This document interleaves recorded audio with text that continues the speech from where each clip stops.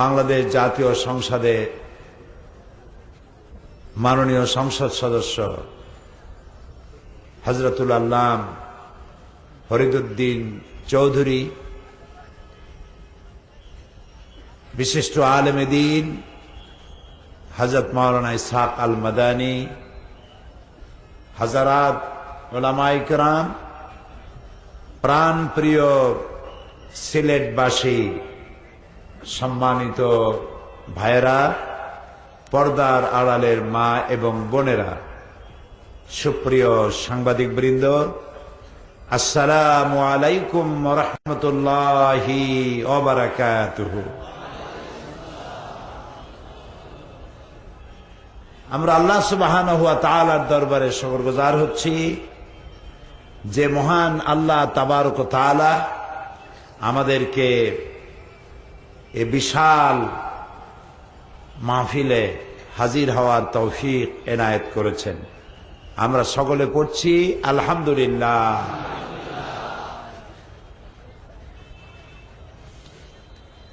এনায়েত করেছেন, তিনি আসতে না দিলে আমরা কেউ এখানে উপস্থিত হতে পারতাম না। সেজন্য আরেকবার বলি আলহামদুলিল্লাহ। কোরআন বুঝতে পারা, কোরআন জানতে পারা, ইসলামকে জানতে পারা, বুঝতে পারা জীবনের জন্য চরম এবং পরম সৌভাগ্যের ব্যাপার। আমরা বলি আলহামদুলিল্লাহ। আপনারা মাহফিলে আসতে পেরে বেজার না খুশি? অল্প না বেশি? সেই রকম না, জোরে সোরে বলবেন আলহামদুলিল্লাহ।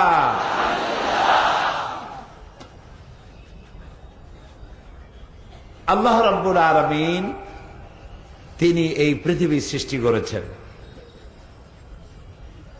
মানব গোষ্ঠী সৃষ্টি করেছেন, কুল কায়নাতের মালিক তিনি। এই আকাশ এবং জমিনের এবং সমগ্র সৃষ্টি জগতের একচ্ছত্র মালিকানা,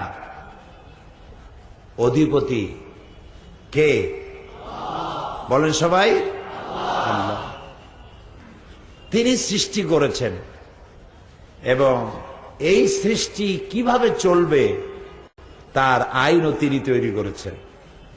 আলহামদুলিল্লাহ বলবেন না? আলা লাহুল খালকু ওয়াল আমর। সৃষ্টি যার, আইন চলবে তার, তাহলেই সুন্দর হবে। যিনি সৃষ্টি করেছেন তার আইন দিয়ে যদি পরিচালিত হয় তাহলে সেটা সুন্দরভাবে পরিচালিত হতে পারে। যেমন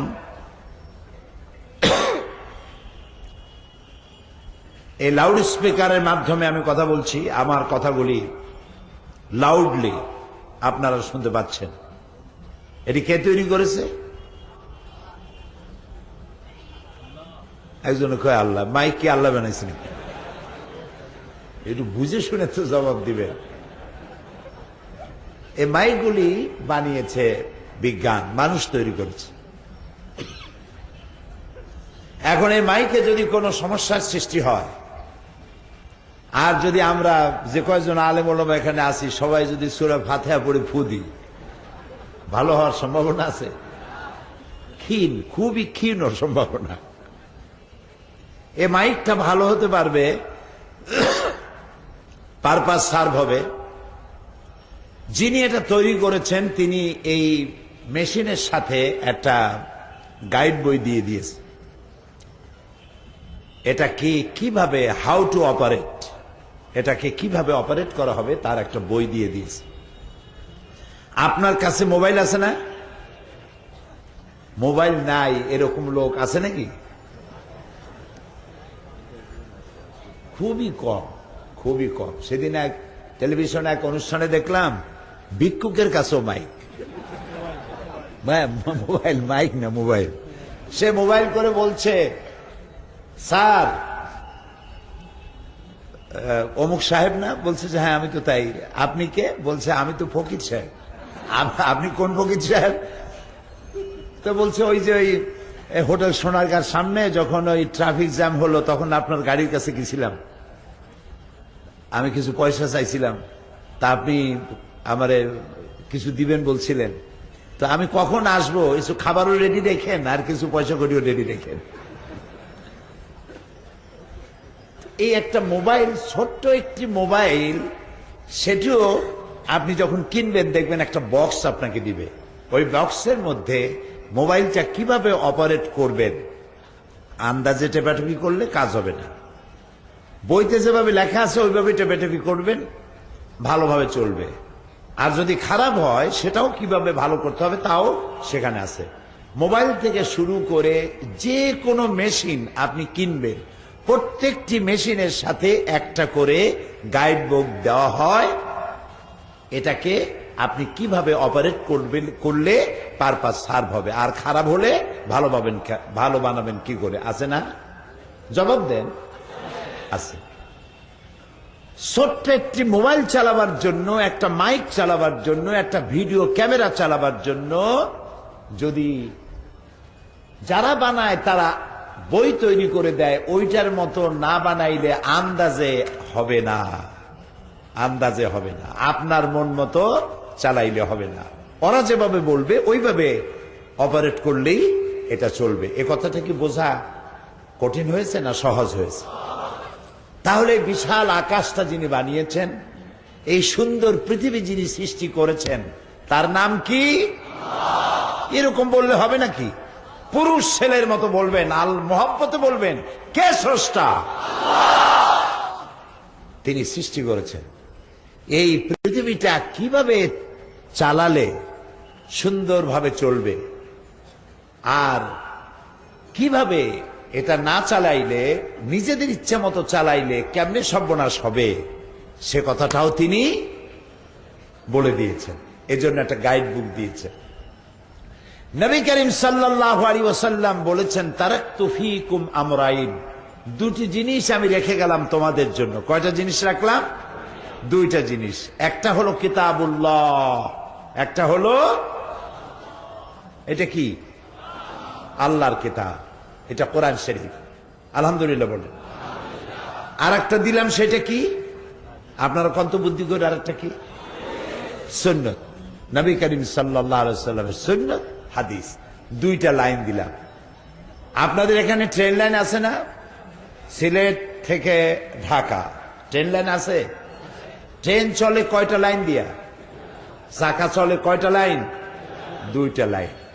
এই দুইটা লাইনের উপরে চাকাগুলি, চাকার উপরে কি থাকে? বগি।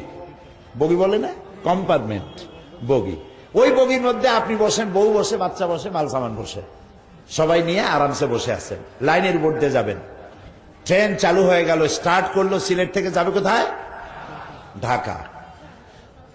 লাইন এরকম আছে, এই লাইনের উপর দিয়ে চাকা চলতেছে। লাইন যদি চাকা থেকে একটু সরে যায়, প্রশস্ততা একটু যদি বেড়ে যায়, অথবা প্রশস্ততা একটু যদি ন্যারো হয়ে যায়, তাহলে কি হবে বলেন? অ্যাক্সিডেন্ট হবে। অ্যাক্সিডেন্ট হলে কি হবে? যা হবার তাই হবে। জি, সব শেষ। আল্লাহ তাআলা তিনি এই পৃথিবী একটি ট্রানজিট ক্যাম্প করেছেন। এটা একটি transit camp. Transit camp, waiting room, এইটা আমাদের স্থায়ী জায়গা না, আমাদের একটা লাস্ট ডেস্টিনেশন, একটি শেষ গন্তব্য আছে। সেই গন্তব্যের নাম হলো জান্নাতুল ফিরদাউস। সুবহানাল্লাহ। এই পৃথিবী থেকে জীবন নামক, দেহ নামক গাড়িটা, এই দেহকে ধরুন, এই দেহটা কম্পার্টমেন্ট, এই গাড়িটা আল্লাহ জান্নাতে নিতে চান। এখানে আমাদেরকে এই স্টেশনে পাঠিয়েছেন। এই স্টেশনে এসেছি, একটা রিটার্ন কনফার্ম টিকিট নিয়ে এসেছি। সবাই, সকলের হাতে কি আছে বলেন? একটা, শুধু টিকিট না, কনফার্ম রিটার্ন টিকিট। কনফার্ম, এটাকে রিকনফার্ম করার কোনো প্রয়োজন নাই। কনফার্ম রিটার্ন টিকিট সাথে দিয়ে দেওয়া হয়েছে। এখানে আসছি, এইখান থেকে আমার গন্তব্য কোথায় বলেন তো বুদ্ধি করে? গন্তব্য কোথায়? আল্লাহর জান্নাত। বলেন কোথায়? আল্লাহর জান্নাত। এটা হলো গন্তব্য। এখন এই দেহ নামক গাড়িটি আল্লাহর জান্নাতে যাওয়ার জন্য রাসূলুল্লাহ বললেন দুইটা লাইন পাইতে দিয়ে গেলাম, একটার নাম কোরআন আর একটার নাম হাদিস। তোমার দেহটা এই কোরআন আর হাদিস নামক লাইনের উপরে উঠায় দাও। তোমার জীবন গাড়ির চাকা, জীবন গাড়ি, জীবন চলতে গেলে চাকা লাগবে। জীবন চলতে গেলে কি লাগবে? চাকা লাগবে। চাকাগুলি কি? চাকা হলো তোমার ব্যক্তি, তোমার পরিবার, তোমার সমাজ, তোমার রাষ্ট্র, তোমার অর্থনীতি, তোমার যুদ্ধনীতি, তোমার শিক্ষানীতি, তোমার সন্ধি, তোমার বন্দি, তোমার দুনিয়ায় চলতে যা লাগে এ সবগুলি চাকা। আর এই চাকাগুলি কোরআন আর হাদিস নামক দুইটা লাইনের উপর উঠায় দাও। যদি এই লাইনের উপরে সঠিকভাবে থাকে, একদম ছেড়ে দেবে দুনিয়া থেকে এই গাড়ি, আর শেষ গন্তব্য জান্নাতুল ফেরদাউসে দেহ চলে যাবে। কিন্তু মাঝখানে যদি অর্থনীতির চাকা দৌড় দেয় ইউরোপের দিকে, রাজনীতির চাকা যদি দৌড় মারে আমেরিকার দিকে, সাংস্কৃতিক জীবনের চাকা যদি দৌড় মারে শান্তিনিকেতনের দিকে, তাহলে কি হবে?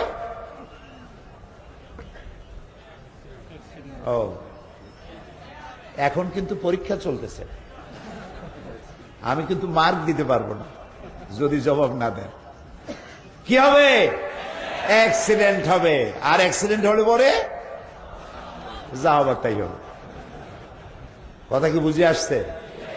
এখন আল্লাহ রাব্বুল আলামিন আইন দিয়েছেন এই পৃথিবীকে পরিচালনা করার জন্য। কিভাবে পৃথিবী পরিচালিত হবে, আপনি আমি কিভাবে চললে দুনিয়া শান্তি পাবো এবং আখিরাতে শান্তি পাবো, এজন্য আল্লাহ তাআলা একখানা কিতাব দিয়েছেন।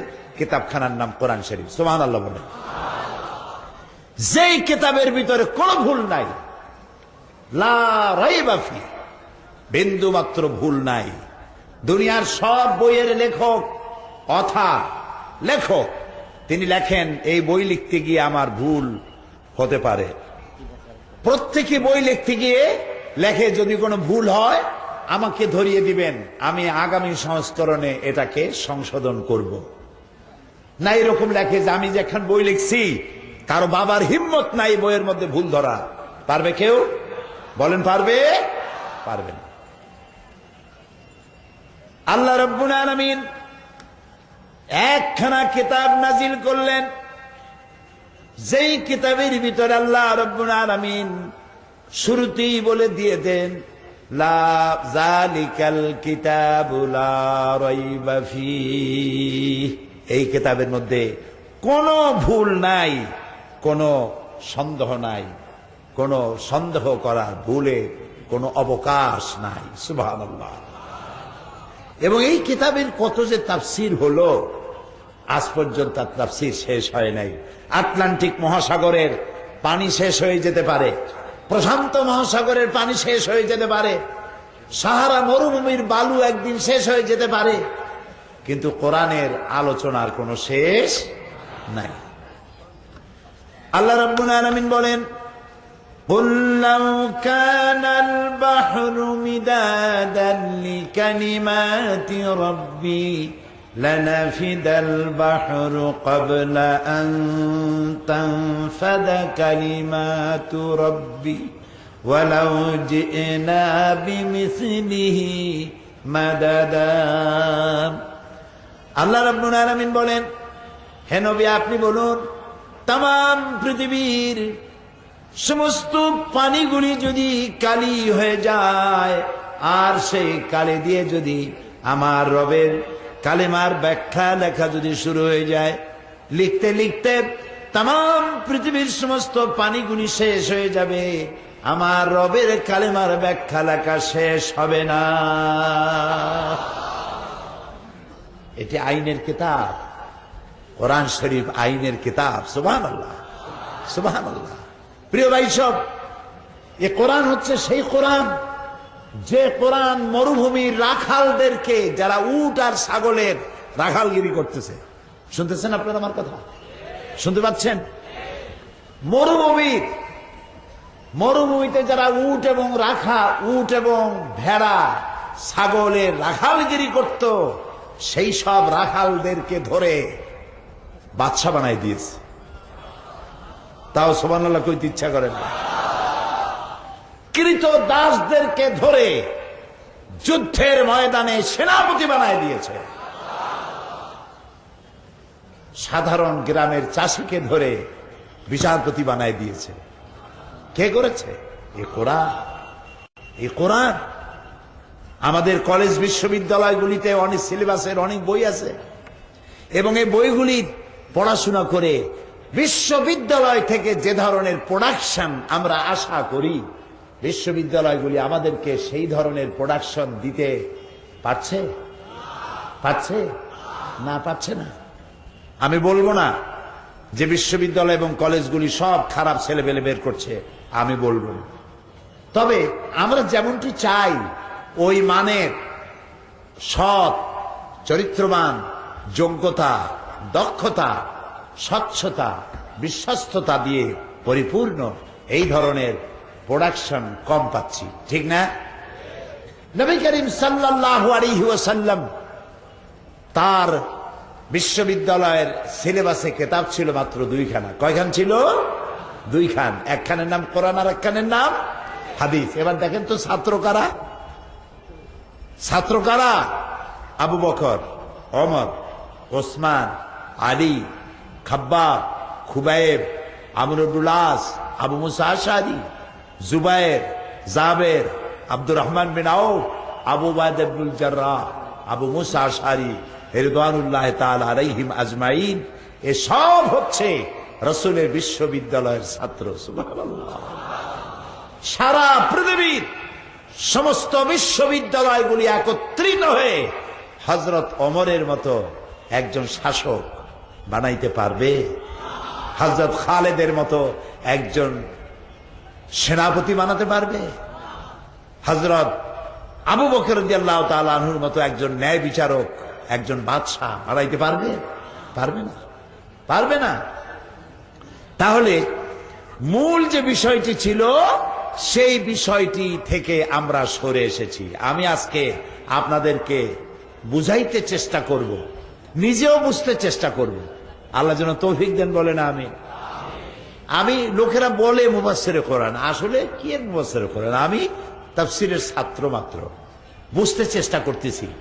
বিগত অর্ধ শতাব্দী ধরে বুঝতে চেষ্টা করতেছি, কোন কুল কেনারা করতে পারিনি। বুঝিলাম ইহা যে কিছুই বুঝিলাম না। মালুম শোধ কে হিচ মালুম না শোধ। সারা পৃথিবীর এত বড় নিয়ামত যেই জাতির কাছে, সেই জাতি পৃথিবীর মধ্যে আজকে মার খায়।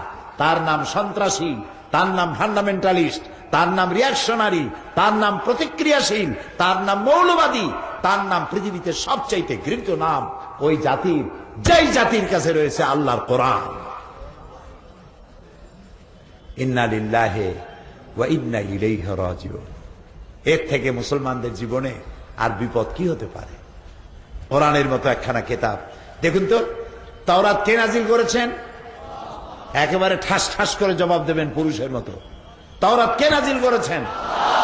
জাবুর কে নাজিল করেছেন? ইনজিল কে দিয়েছেন? আল্লাহ কি বলেছেন জাবুর হেফাজত করব? আল্লাহ কি বলেছেন তাওরাত হেফাজত করব? আল্লাহ কি বলেছেন ইনজিল হেফাজত করব? বলেন নাই। কিন্তু কোরআনের ব্যাপারে বলেছেন। আল্লাহ তাআলা বলেন,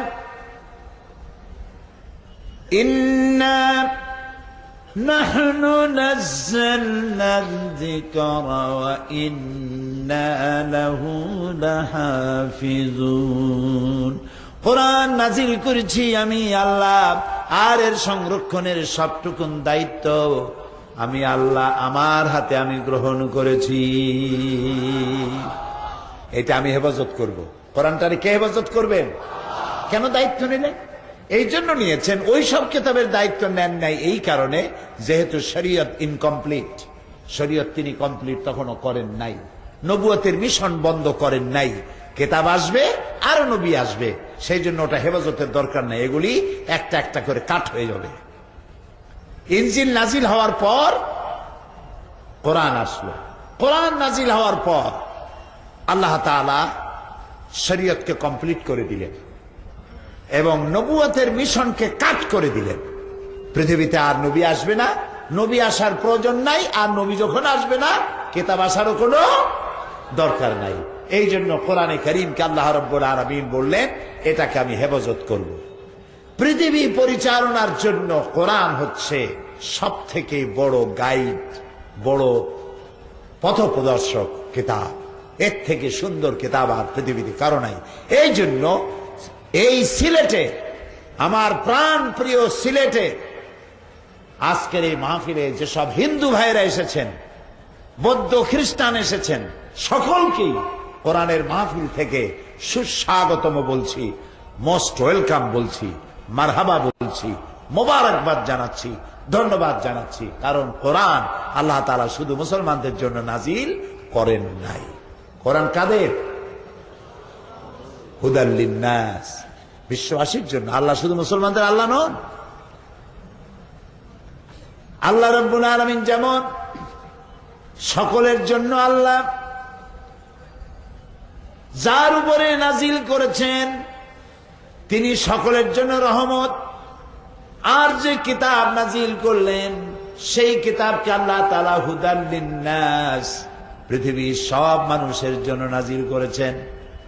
এই জন্য আমি বলি, হিন্দু, খ্রিস্টান, বৌদ্ধ, আপনার মুসলমান হওয়া লাগবে না।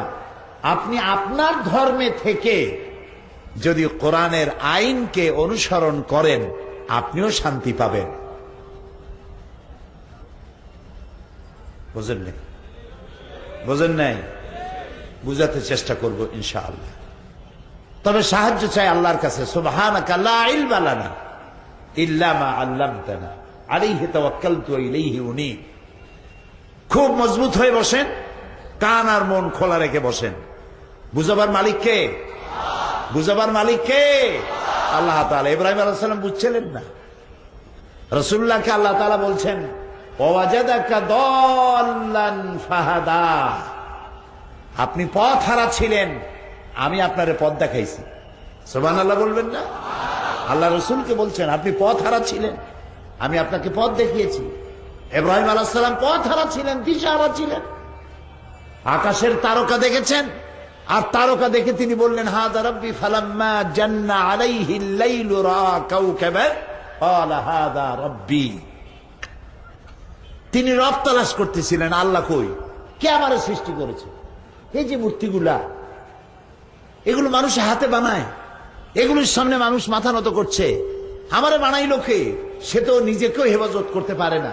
উনি দেখলেন মূর্তিগুলার সামনে খাবার থাকে, কুকুরে খাইয়ে যায়, মাছিতে খাইয়ে যায়, ঠেকাইতেও পারে না। তুই আমারে বিপদ থেকে বাঁচাবে কেমনে? আমার রব কে? আমার স্রষ্টা কে? আল্লাহ কি ইব্রাহিম আলাইহিস সালামের বুঝাইছিলেন? তাও বোঝেন না, বুঝাইছেন। হযরত ইব্রাহিম আলাইহিস সালাম আকাশের তারকা দেখে বললেন হাযা রাব্বি, সন্ধ্যাবেলায়। ফালাম্মা জান্না আলাইহিল লাইলু রাআ কাওকাবান, সন্ধ্যাবেলায় যে তারাটা আকাশে ওঠে, ওই তারাটা অন্যান্য তারার চাইতে ছোট না বড়? বড়। এই তারকাটা এত গভীর লক্ষ্য করে তিনি এর আগে কখনো দেখেননি।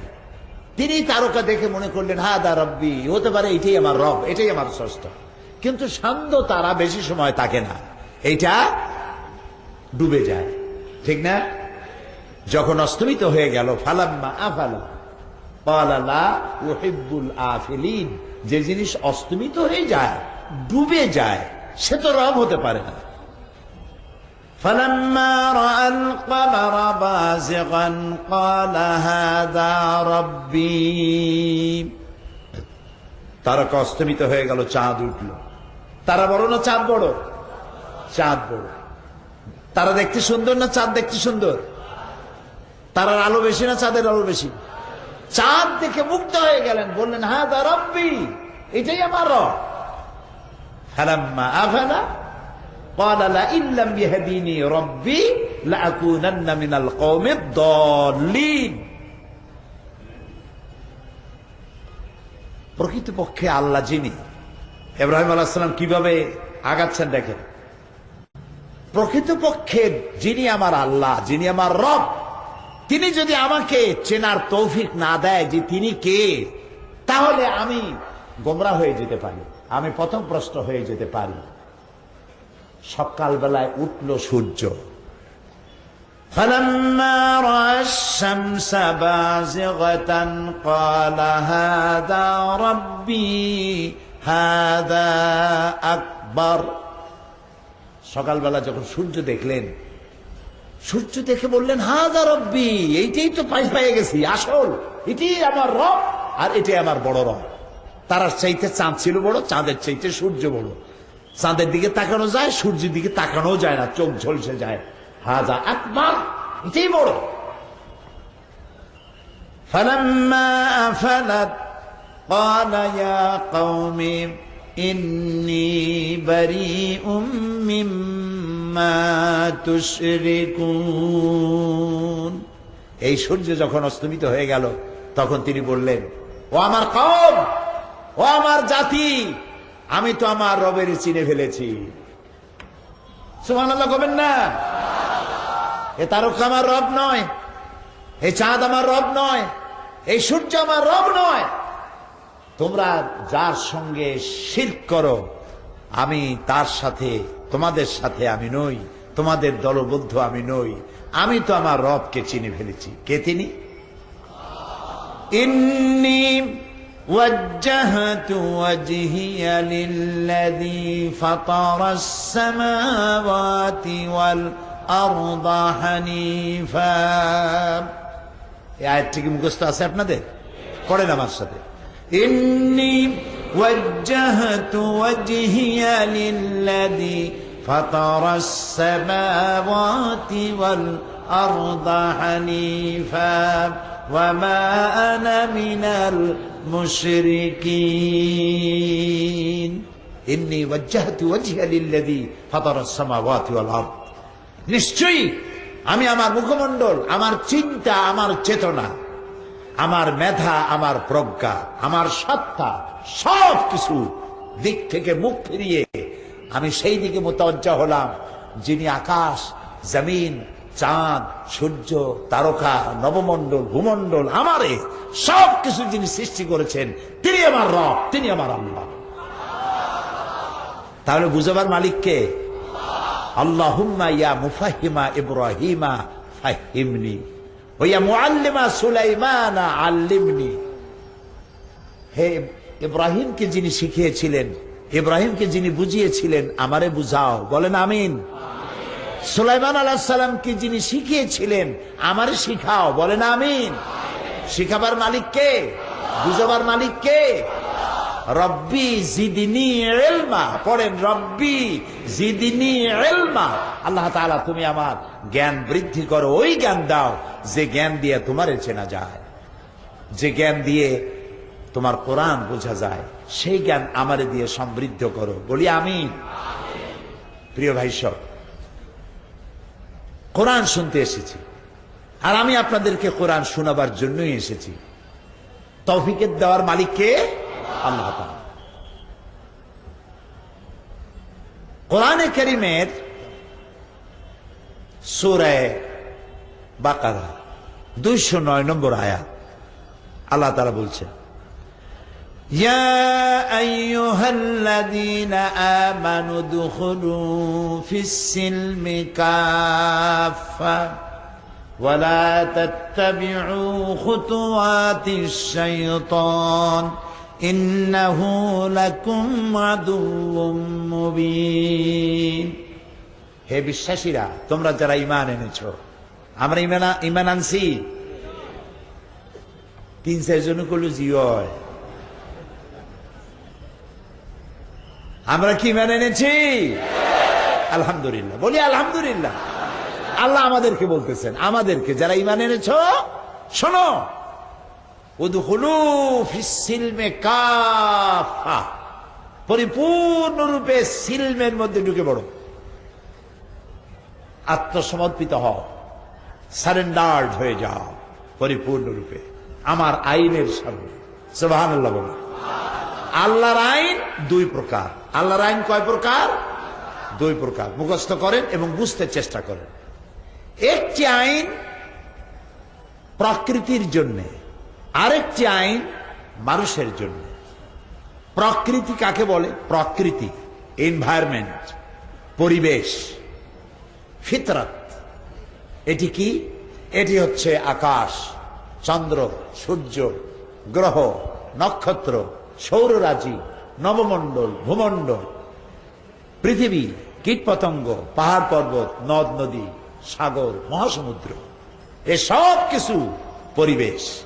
এই পরিবেশের জন্য, এই প্রকৃতির জন্য আল্লাহর একটি আইন আছে, আরেকটি আইন আছে কার জন্য? এই সুবহানাল্লাহ, বুঝে ফেলেছেন? এখন আমি মজা পাচ্ছি এই জন্য যে আপনারা বুঝতে পারতেছেন, আলহামদুলিল্লাহ। তাহলে আইন হলো কয়টা? দুইটা। খুব লক্ষ্য করেন। এক নম্বর আইন হলো, একটি আইন হলো প্রকৃতির জন্য। প্রকৃতি, ফিতরত, নেচার, আল্লাহর আইন মানতে বাধ্য, মানতেই হবে। কোরআন, أفغير دين الله يبغون وله أسلم من في السماوات والأرض طوعا وكرها أفغير دين الله يبغون। আল্লাহর দেওয়া বিধান, আল্লাহর দেওয়া আইনকে ছেড়ে দিয়ে তোমরা কি অন্যের তৈরি করা কোন আইন তালাশ করো? ওয়ালাহু আসলামা মান ফিস সামাওয়াতি ওয়াল আরদ, অথচ আকাশে যা আছে, জমিনে যা আছে, সব আমার আইনের সামনে মাথা নত করে দিয়েছে। সুবহানাল্লাহ বলেন। সবাই আইন মানে কার? আল্লাহ। এখন রাত 8:37 আমার ঘড়িতে ইখতিলাফ আছে। আলেমদের মধ্যে যেমন ইখতিলাফ থাকে, ঘড়িতেও ইখতিলাফ আছে। সব ঘড়ি একরকম না। এখন বাংলাদেশে 8:37 বা 35। সূর্য এখন কোথায়? আমেরিকা চলে গেছে। আমরা বলি সূর্য অস্ত হয়ে গেছে। সূর্য অস্ত নাই, ওর অস্ত নাই, ওঠা টোটাও নাই, এ ঘুরতেছে। পৃথিবী বড় না চাঁদ বড়? এই যে ইখতিলাফ হয়ে গেছে। পৃথিবী বড়, চাঁদ ছোট। সমস্ত ছোট জিনিস বড় জিনিসের চতুর্দিকে ঘোরে। দেখবেন মন্ত্রীরা আসলে কিভাবে ঘোরে চতুর্দিকে, দেখছেন না? আবার মন্ত্রীরা প্রধানমন্ত্রীর চতুর্দিকে ঘোরে। যেটা বড়, ছোটরা তার পিছনে ঘোরে। তো চাঁদ যেহেতু ছোট, এই জন্য চাঁদ ঘোরে পৃথিবীর চতুর্দিকে। সূর্য পৃথিবীর চাইতে বড়, এই জন্য পৃথিবী ঘোরে সূর্যের চতুর্দিকে। সূর্য ওর চাইতে বড় আছে তারকা, যে তারকাগুলি, যে সূর্য পৃথিবীর চাইতে 13 লক্ষ গুণ বড়। এই রকমের 2 থেকে 2.5 কোটি সূর্য খাইয়া হজম করতে পারে, এই রকমের তারার চতুর্দিকে সূর্য ঘোরে। আবার ওই তারকাগুলি, যে তারকায় সূর্য খাইতে পারে কয় কোটি? 2-2.5 কোটি সূর্য খাইয়া হজম করতে পারে যে তারকা, সেই তারকা ঘোরে ব্ল্যাক হোলকে কেন্দ্র করে। যে ব্ল্যাক হোল এরকমের তারা চকলেটের মধ্যে চুষা খাইয়া শেষ করে বালাইতে পারে। এরপরে সেই ব্ল্যাক হোল, এই মহাবিশ্ব সবটা আল্লাহ রাব্বুল আলামিনকে কেন্দ্র করে ঘুরতেছে। সুবহানাল্লাহ। যেহেতু তার থেকে বড় কেউ নাই। আল্লাহু আকবার। প্রাণ খুলে মহব্বতের সাথে বলেন আল্লাহু আকবার। তিনি সর্বশ্রেষ্ঠ, আমরা সব থেকে ছোট। এই জন্য ছোট্টবেলায় মায়ের কোল থেকে যখন পৃথিবীতে এসেছি, আমার কানে শোনানো হয়েছে, তুমি এমন এক পৃথিবীতে এসেছো, তুমি ছোট, তুমি কানে শোনো আল্লাহু আকবার। আল্লাহ বড়, সর্বশ্রেষ্ঠ, তার থেকে বড় কেউ নাই। আজানের প্রথম শব্দ আল্লাহু আকবার, একামতের প্রথম শব্দ আল্লাহু আকবার, নামাজের প্রথম শব্দ আল্লাহু আকবার, জানাজার প্রথম শব্দ আল্লাহু আকবার। ঠিক না? সব জায়গায় কে বড়? আল্লাহ বড়। এখন সূর্য চলে গেছে আমেরিকায়, রাত এখন 8:30। বা তার থেকে বেশি। সূর্যের এই মজাল নাই, সূর্যের এই ক্ষমতা নাই সিলেটে এখন উদিত হয়। আবার আমেরিকা এখন রাত যেতে পারবে না, রাতের মধ্যে দিন আসবে না, দিনের মধ্যে রাত ঢুকবে না, সূর্য চন্দ্রের সাথে ঘা লাগবে না, চন্দ্র সূর্যকে আঘাত করতে পারবে না। এবার বলেন তো কার আইন মানতেছে? কার আইন?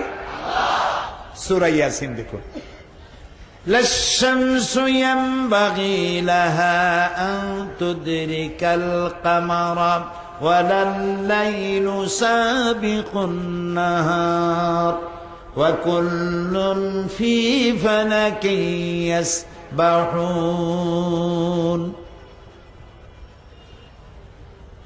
সূর্য চন্দ্রকে ধরতে পারবে না, চন্দ্র সূর্যকে ধরতে পারবে না, রাত দিনের স্থান অধিকার করতে পারবে না, দিন রাতের স্থানকে অতিক্রম করতে পারবে না। ওয়াকুল্লুন ফি ফালাকিন, যা কিছু আছে মহাশূন্যে সব ঘুরছে তো ঘুরছেই। সুবহানাল্লাহ। আইন মানতেছে কার? এটার নাম প্রকৃতির আইন, এটার নাম প্রকৃতির আইন, কানুনে ফিতরত, ল অফ নেচার, প্রকৃতির আইন। এই আইন মান্য করছে সুরমা নদী, সুরমা, কুশিয়ারা, মনু, মধুমতি, পদ্মা, ব্রহ্মপুত্র, শীতলক্ষা, কর্ণফুলী, সব আইন মানতেছে কার? সুরমার পানি নোনা না মিঠা? মিষ্টি কিনা? এই যে মিষ্টি নদীর পানিগুলো ভাটির টানে মিষ্টি পানিগুলো সমুদ্রের মধ্যে চলে গেল, আবার জোয়ারের সময় সমুদ্রের নোনা পানি মিষ্টি পানির মধ্যে ঢুকে গেল। মিষ্টি পানি, দরিয়ার পানিগুলি মিষ্টি পানি সমুদ্রের নোনা পানির ভিতরে গিয়ে ওইটাকে নোনা বানাইতে পারলো না, মিষ্টি বানাতে পারলো না। আবার নোনা পানি মিষ্টি পানির ভিতরে ঢুকে ওটারে মিষ্টি বা নোনা বানাইতে পারলো না। আল্লাহ তাআলা বলে কেন পারলো না? মারাজাল বাহরাইনি ইয়ালতাকিয়ান বাইনাহুমা বারযাখুন লা ইয়াবগিয়ান।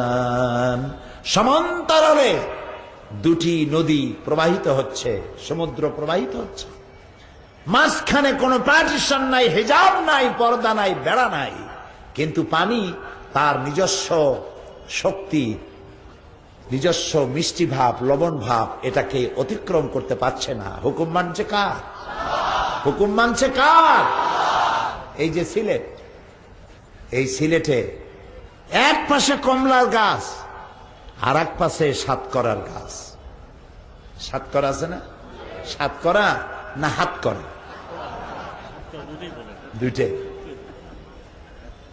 একবার আমেরিকায় নিউ ইয়র্কে গিয়ে নামলাম এয়ারপোর্টে, আমার সাথে সিলেটে কিছু ভাইরা ছিল, ইমিগ্রেশন অফিসাররা, কাস্টম পুলিশরা আসছে, এসে জিজ্ঞেস করছে ইউ হ্যাভ এনি শ্যাটকেরা?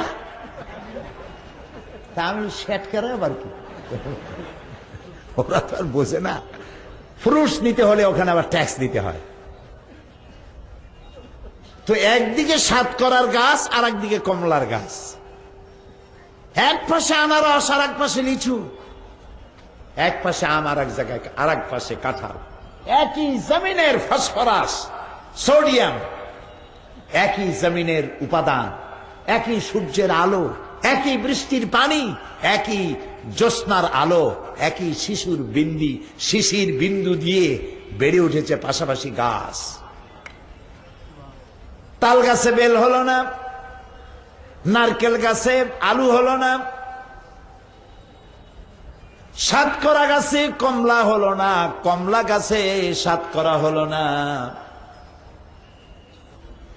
আবার এক পাশে বাঁশ আর এক পাশে আখ। আখ বলেন না কি বলেন? যেটা ভাঙ্গে চাবাইলে যেটা দিয়ে চিনি তৈরি হয় ওটা কি কর? সিলেটে কি কর? কুড়াল। কি আমার সাহায্য করেন? কুয়ার। কুয়ার। আচ্ছা,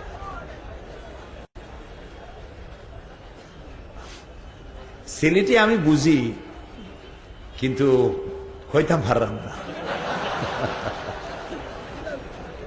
100% বুঝি। আপনারা আমার কাছে বসে কথা বলেন, 100% বুঝবে, কিন্তু বলতে পারি না, এটাই যে একটু সমস্যা। তা কুইয়ার, আচ্ছা কুইয়ার আর বাঁশ এক জায়গায় হয়েছে। কুইয়ার যদি চাবান কেমন লাগে? কেমন লাগে? এবার বাঁশ চাবান তো দাঁত থাকবে একটাও, জিব্বে টিব্বে শুদ্ধ বিদায় হয়ে যাবে। আখের মধ্যে রস হলো, বাঁশের মধ্যে রস হলো না। তাল গাছে বেল হলো না, আম গাছে কাঁঠাল হলো না। সারা জীবন খাইলাম, চিন্তা করলাম না কেন হলো না। আমার আল্লাহ বলেন কেন হলো না শোনো, ওয়ালান তাজিদা লিসুন্নাতিল্লাহি তাবদীলা। আমার কানুনে ফিতরতের ভিতরে, আমার ল অফ নেচারের মধ্যে, আমার প্রকৃতির আইনের ভেতরে কোনো পরিবর্তন কোনো দিন হবে না। আমার আইন মানতে হবে। সুবহানাল্লাহ। সবাই মানতেছে, সবাই মানতেছে। দেখুন না ভাই, বাংলাদেশের ম্যানগ্রোভ ফরেস্ট, সুন্দরবন, এটার ভাগ আপনারা পান নাই, আমরা পাইছি দক্ষিণাঞ্চলে। আপনারা পাহাড় পেয়েছেন, পাথর পেয়েছেন, চা পাইছেন, আমরা আবার ওইটা পাইনি। আল্লাহ এক এক জায়গা আর এক জায়গার উপরে নির্ভর করে রাখছেন। যেমন এক একটা মানুষ আর একটা মানুষের কাছে ঠেকা করে রাখছে। আপনি কোন জায়গায় মাথা নত করবেন না, সব জায়গায় মাথা উঁচু করে রাখবেন, কিন্তু নাপিতের কাছে গেলে মাথা নত করা লাগবে। কোনো না কোনো জায়গায় ঠেকা আছেন, ঠিক কিনা? তো আপনার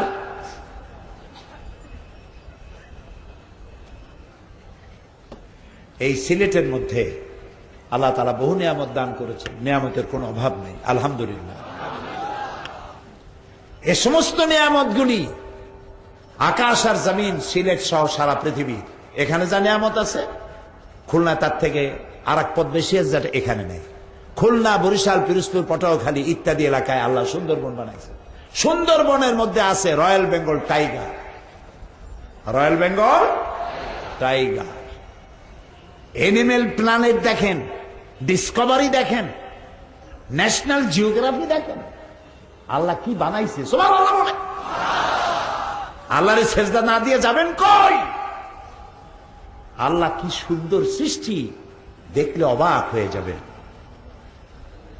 কিলিং ফর লিভিং, ও বাঁচার জন্য খায়, কিভাবে মারতেছে। সমানে দৌড়াচ্ছে হরিণ, চিতাবাঘ দৌড়াচ্ছে পেছনে তাকে ধরার জন্য। চিতাবাঘ দৌড়াচ্ছে প্রতি ঘন্টায় 60 থেকে 70 মাইল বেগে। চিন্তা করতে পারেন? চিন্তা করতে পারেন কি দ্রুতগামী। তার থেকে বেশি দৌড়াচ্ছে হরিণ। এক পর্যায়ে হরিণ কাত হয়ে গেল, বাঘ তারে খাইয়া তার ক্ষুধা নিবৃত্ত করল।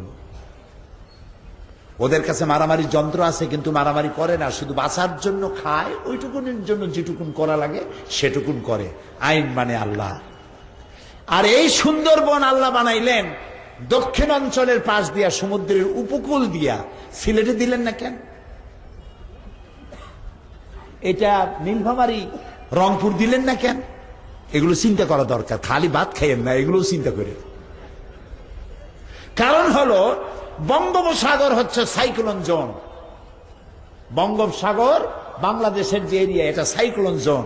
এইখানে সামুদ্রিক জলোচ্ছ্বাস এবং ঘূর্ণিঝড় এখানে উৎপত্তি হয়। 280 mile speed, great danger number, signal number 10। 500 mile, 500 kilometre স্পিডে, 1000 মাইল বেগে ঝোড়ো হাওয়া প্রবাহিত হবে। এখন এই ঝোড়ো হাওয়ার যদি আঘাত লাগে, প্রথম আঘাতে পটুয়াখালী, বরিশাল, পিরোজপুর, সাতক্ষীরা, বাগেরহাট, কুয়াকাটা, বিসমিল্লাহ, এই সব শেষ প্রথম আঘাতে। আল্লাহ তাআলা তিনি তো সব সৃষ্টি করেছেন, এখানে সুন্দরবন বানাই দিয়েছেন। প্রথম আঘাত প্রোটেক্ট করবে, প্রথম আঘাতটাকে সামলায় দেবে সুন্দরবন, যাতে মানবকুল ধ্বংস না হয়ে যায়। সুবহানাল্লাহ, সুবহানাল্লাহ। এই গাছ কেউ লাগায়নি, কোন মানুষের, কোন গভর্নমেন্ট সুন্দরবনে গাছ লাগায় না। কে লাগায়?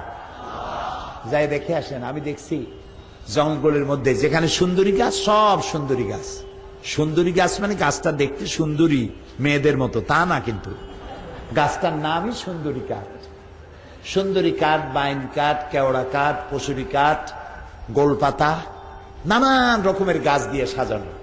আপনি যেখানে ঢুকবেন সুন্দরী এলাকায় সব সুন্দরী কাঠ, যেখানে বাইন গাছ সব বাইন গাছ, যেখানে পশুরি সেখানে সব পশুরি, যেখানে কেওড়া সেখানে সব কেওড়া। অথচ জোয়ারের পানিতে ফলগুলো ভেসে চলে যায়, মাটির থেকে উপরে ওঠে, ভাটির টানে এগুলি ভার হয়ে যার যার জায়গায় পড়ে। আল্লাহ তাআলার আপন কুদরতে এই বাগান তিনি নিজে সাজায় রাখছেন। এগুলির জন্য গভর্নমেন্টের আছে ফরেস্ট ডিপার্টমেন্ট। ফরেস্ট ডিপার্টমেন্টের লোকরা পাহারা দেয় যাতে করে গাছগুলো চোরাই না হয়। তারপরেও মানুষ তার সব সমান না, কিছু মানুষ আছে যা এগুলারে সর্বনাশ করে।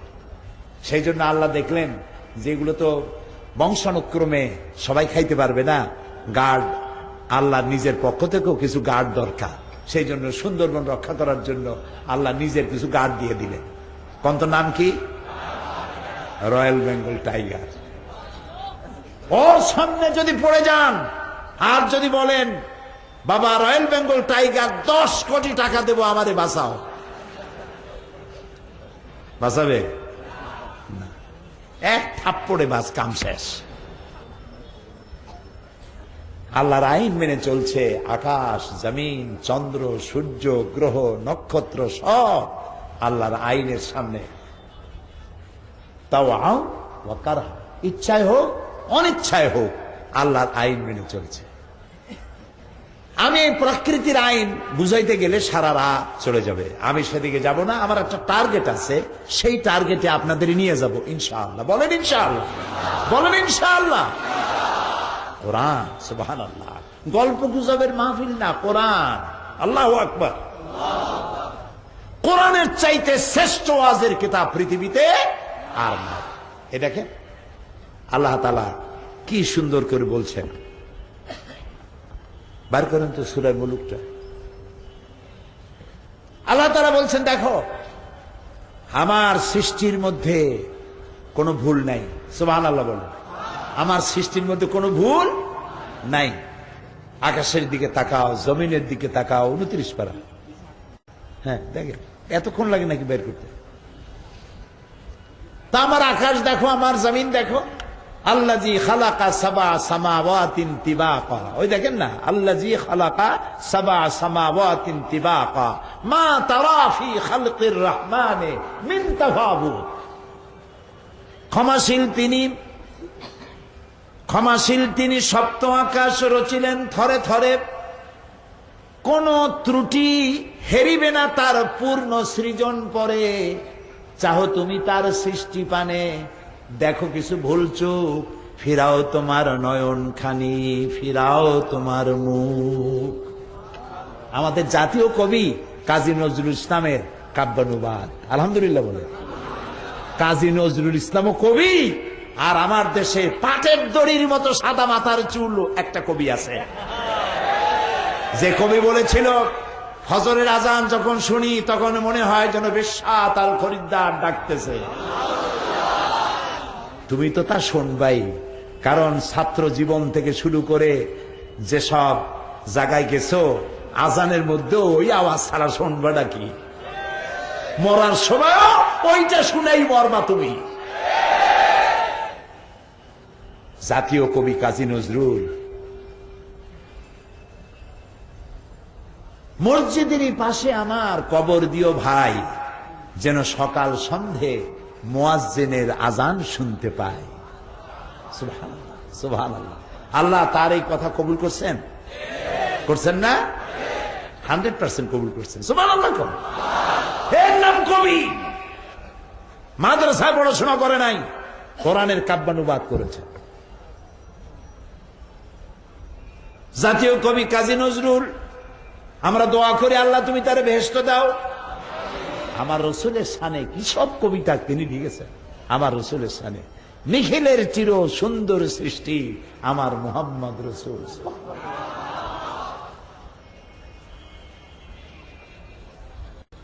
মুহাম্মাদের নাম জপেছিলি কি জানি বুলবুলি তুই আগে, তাই করি তোর কণ্ঠের সুর এতই মধুর লাগে। সুবহানাল্লাহ, সুবহানাল্লাহ। আরে কি সুন্দর কথা। গোলাপের বলছে, গোরে গোলাপ তুই কি চুমেছিলি আমার নবীর কদম? সুবহানাল্লাহ, সুবহানাল্লাহ। আমার নবীর কদম কি তুই চুমা দিছিলি, যার কারণে তোর এত সৌন্দর্য? আল্লাহু আকবার। ভ্রমর, তুই গুনগুন করি কি গাস? তুই কি আমার রাসূলের কাছে গেছিলি এবং তার আওয়াজ শুনে সেই কৃতজ্ঞতাই কি স্বীকার করিস তোর গানের মধ্যে দিয়ে? সুবহানাল্লাহ। কবি নজরুল, আল্লাহ বেহেশত দিক, আল্লাহ রসুলের মহব্বত দিয়ে আমাদের কলজা ভরে দিক, আমাদের সন্তান, আমাদের স্ত্রী পুত্র পরিজন, আমার গোটা জাতির কলিজায় রসুল্লাহর মহব্বত ভরে দিক।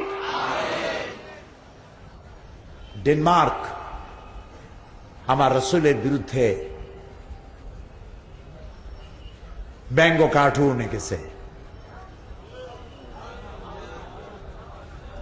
এই ব্যঙ্গ কার্টুন এঁকে রসুলের মাথায় দিছে একটা বোমা, আর তার দুই পাশে অর্ধনগ্ন দুইটা মেয়ে লোক বসাইছে।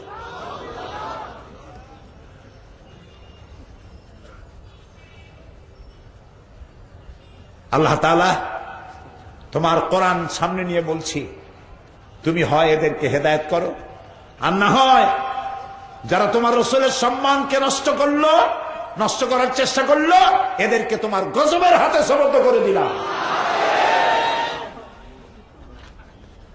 কার মাথায় বোমার পাগড়ি পড়াইছ? কার পাশে নগ্ন মেয়ে লোক বসাইছ? এই পৃথিবীকে তিনি ঋণী করে গেছেন, নারীর সম্মান দিয়েছেন, সাদা কালো মানুষের আকাশ সম বৈষম্য দূরীভূত করেছেন, শিশুর অধিকার, নারীর অধিকার, মানব সভ্যতা বিকাশে মুহাম্মদ সাল্লাল্লাহু আলাইহি সাল্লামের অবদান অনস্বীকার্য। তোরা বেটারা ডেনমার্ক, ইটালি, ফ্রান্স, জার্মান সহ পৃথিবীতে যারাই রাসূলুল্লাহকে বদনাম করার জন্য, অসম্মান করার জন্য চেষ্টা করেছ, কিছু করতে পারবে না। কারণ রসুলের মর্যাদা হিমালয় পাহাড় পর্যন্ত না, রসুলের মর্যাদা আকাশ পর্যন্ত না, রসুলের মর্যাদা তো আল্লাহর আরশ পর্যন্ত। তারে অসম্মান তোরা করতে পারবি না, বরং তোরা রাসূলুল্লাহকে অসম্মান করতে গিয়ে বিশ্ব মানবতাকে অমর্যাদা করেছ, বিশ্ব সভ্যতাকে কলঙ্কিত করেছ। তোমরা মানুষ নামে পদবাচ্যে বিবেচিত হতে পারো না, তোমরা মানুষ নও, তোমরা নরপশু। পৃথিবীর 150 কোটি মুসলমানের কলিজায় তোমরা আগুন লাগিয়েছ। তবে আমরা তোমাদের খেলা বুঝি। তোমরা চাও আমাদের সেন্সিটিভ পয়েন্টের উপরে তোমরা আঘাত দিয়ে আমাদেরকে সন্ত্রাসী বানাইতে চাও। তোমরা চাও আমরা আগুন জ্বালাই, আমরা তোমাদের পতাকা পোড়াই, আমরা তোমাদের দূতাবাসে গিয়ে হামলা চালাই। তোমরা এই জন্য এই কাজগুলি করো, এটা আবার আমরা ভালো করে বুঝি। আমরা তোমাদের পাতানো ফাঁদে পা দেব না। তবে তোমরা আমার রাসূলকে বেইজ্জত করতে পারো নাই, তোমরা নিজেদেরকেই বেইজ্জত করেছো। ওই আল্লাহ আজও বেঁচে আছেন, যে আল্লাহ ফেরাউনকে চুবায় মেরেছে, যে আল্লাহ নমরুদকে জুতা দিয়া পিটাইয়া বিদায় করেছেন, সে আল্লাহ আজও আছে।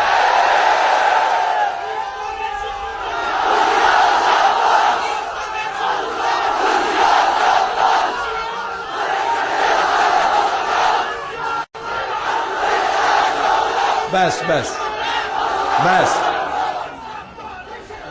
আমরা আমরা আমরা চরমপন্থায় যাব না। আমরা প্রতিবাদ জানিয়েছি, গোটা বিশ্ব প্রতিবাদ জানিয়েছে। নাইজেরিয়ায় 25 জন মুসলমান শহীদ হয়ে গেছে, আফগানে অন্তত 20 জনের মতো শহীদ হয়েছে। সারা বাংলাদেশ, সিলেট কি বাদ গেছে? সারা পৃথিবীর সর্বত্র মুসলমানেরা মিছিল করেছে, প্রতিবাদ করেছে। আমাদের প্রতিবাদের ভাষা দিয়ে প্রতিবাদ জানাইছি। তোমরা তোমাদের নিজেদের নীচতা, হীনতা, দীনতা প্রকাশ করেছ, তোমরা ছোট লোক, এটা তোমরা প্রমাণ করেছ। তোমরা কার সমালোচনা করেছ? তোমার দক্ষিণ আফ্রিকার নেলসন ম্যান্ডেলা, জীবিত কিংবদন্তি পৃথিবীর, যিনি সাদা এবং কালো মানুষের ব্যবধান দূরীভূত করার জন্য জীবনের 26টি বছর কারারুদ্ধ ছিলেন, সাদা কালো মানুষের ব্যবধান দূর করতে পারে নাই। আর আমার রাসূল সাদা কালো মানুষের ব্যবধান কিভাবে দূর করলেন? ফতে মক্কার দিনে, বুখারী খুলুন, ফতে মক্কার দিনে তিনি যে উষ্ট্র না উটের পিঠে ছিলেন না ঘোড়ার পিঠে ছিলেন, উটের পৃষ্ঠে চড়ে মক্কা বিজয় করছেন 10,000 সৈন্য সাথে। পেছনে যিনি বসা ছিলেন তিনি ছিলেন উসামা বিন যায়েদ রাদিয়াল্লাহু তাআলা আনহু, কৃতদাসের পুত্র, কালো মানুষের পুত্র, কালো মানুষ কৃতদাসের পুত্র উসামাকে রাসূলুল্লাহ নিজের পিঠের কাছে বসাইছেন। আবু বকর, ওমর, ওসমান, আলী বংশের গৌরবে গৌরবান্বিত নেতারা পায়ে হাঁটছেন, আর কৃতদাস পুত্রকে রাসূলুল্লাহ নিজের উটের পিঠের উপরে নিয়েছেন। বিনয়ে বিজয় তো বুক ফুলে ওঠে আনন্দে। রাসূলুল্লাহ মক্কা বিজয় করছেন, বিনয়ে মাথা নিচু হতে হতে উটের পিঠের উপরে বাড়ি লাগতেছিল। এ হল আমার রাসূল। ভিন্ন পয়েন্ট, আমি সেদিকে যাচ্ছি না। আমি আপনাদেরকে বলতেছিলাম যে আল্লাহ তাআলা বলছেন, কবি নজরুলের কথা দিয়ে দূরে চলে আসলাম, যে আমার রাসূলের ব্যাপারে আল্লাহ, মানুষ মাত্রই তো ভুল করে, নজরুলের জীবনের যে সব ভুল আছে তুমি দয়া করে মাফ করে দিয়ে তোমার রাসূলের সাদকায়, তার এত সুন্দর গান সে রচনা করেছে, আল্লাহ তাআলা তুমি জান্নাতের একটা ভালো জায়গা তুমি তারে দিয়ে দিও। আমরা সবাই বলি আমিন।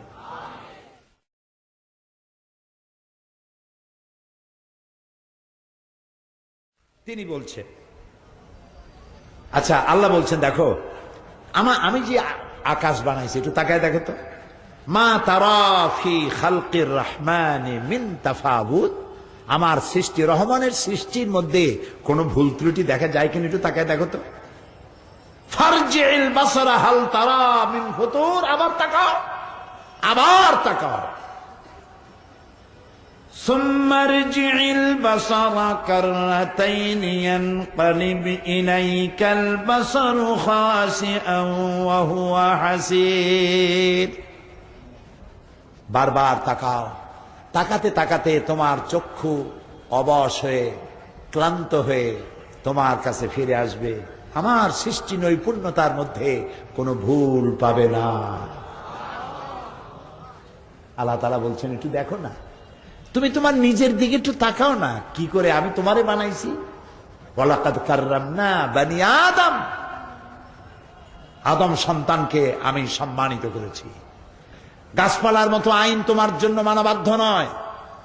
আইন বলছিলাম কয় প্রকার মনে আছে? একটা আইন হলো কার জন্য?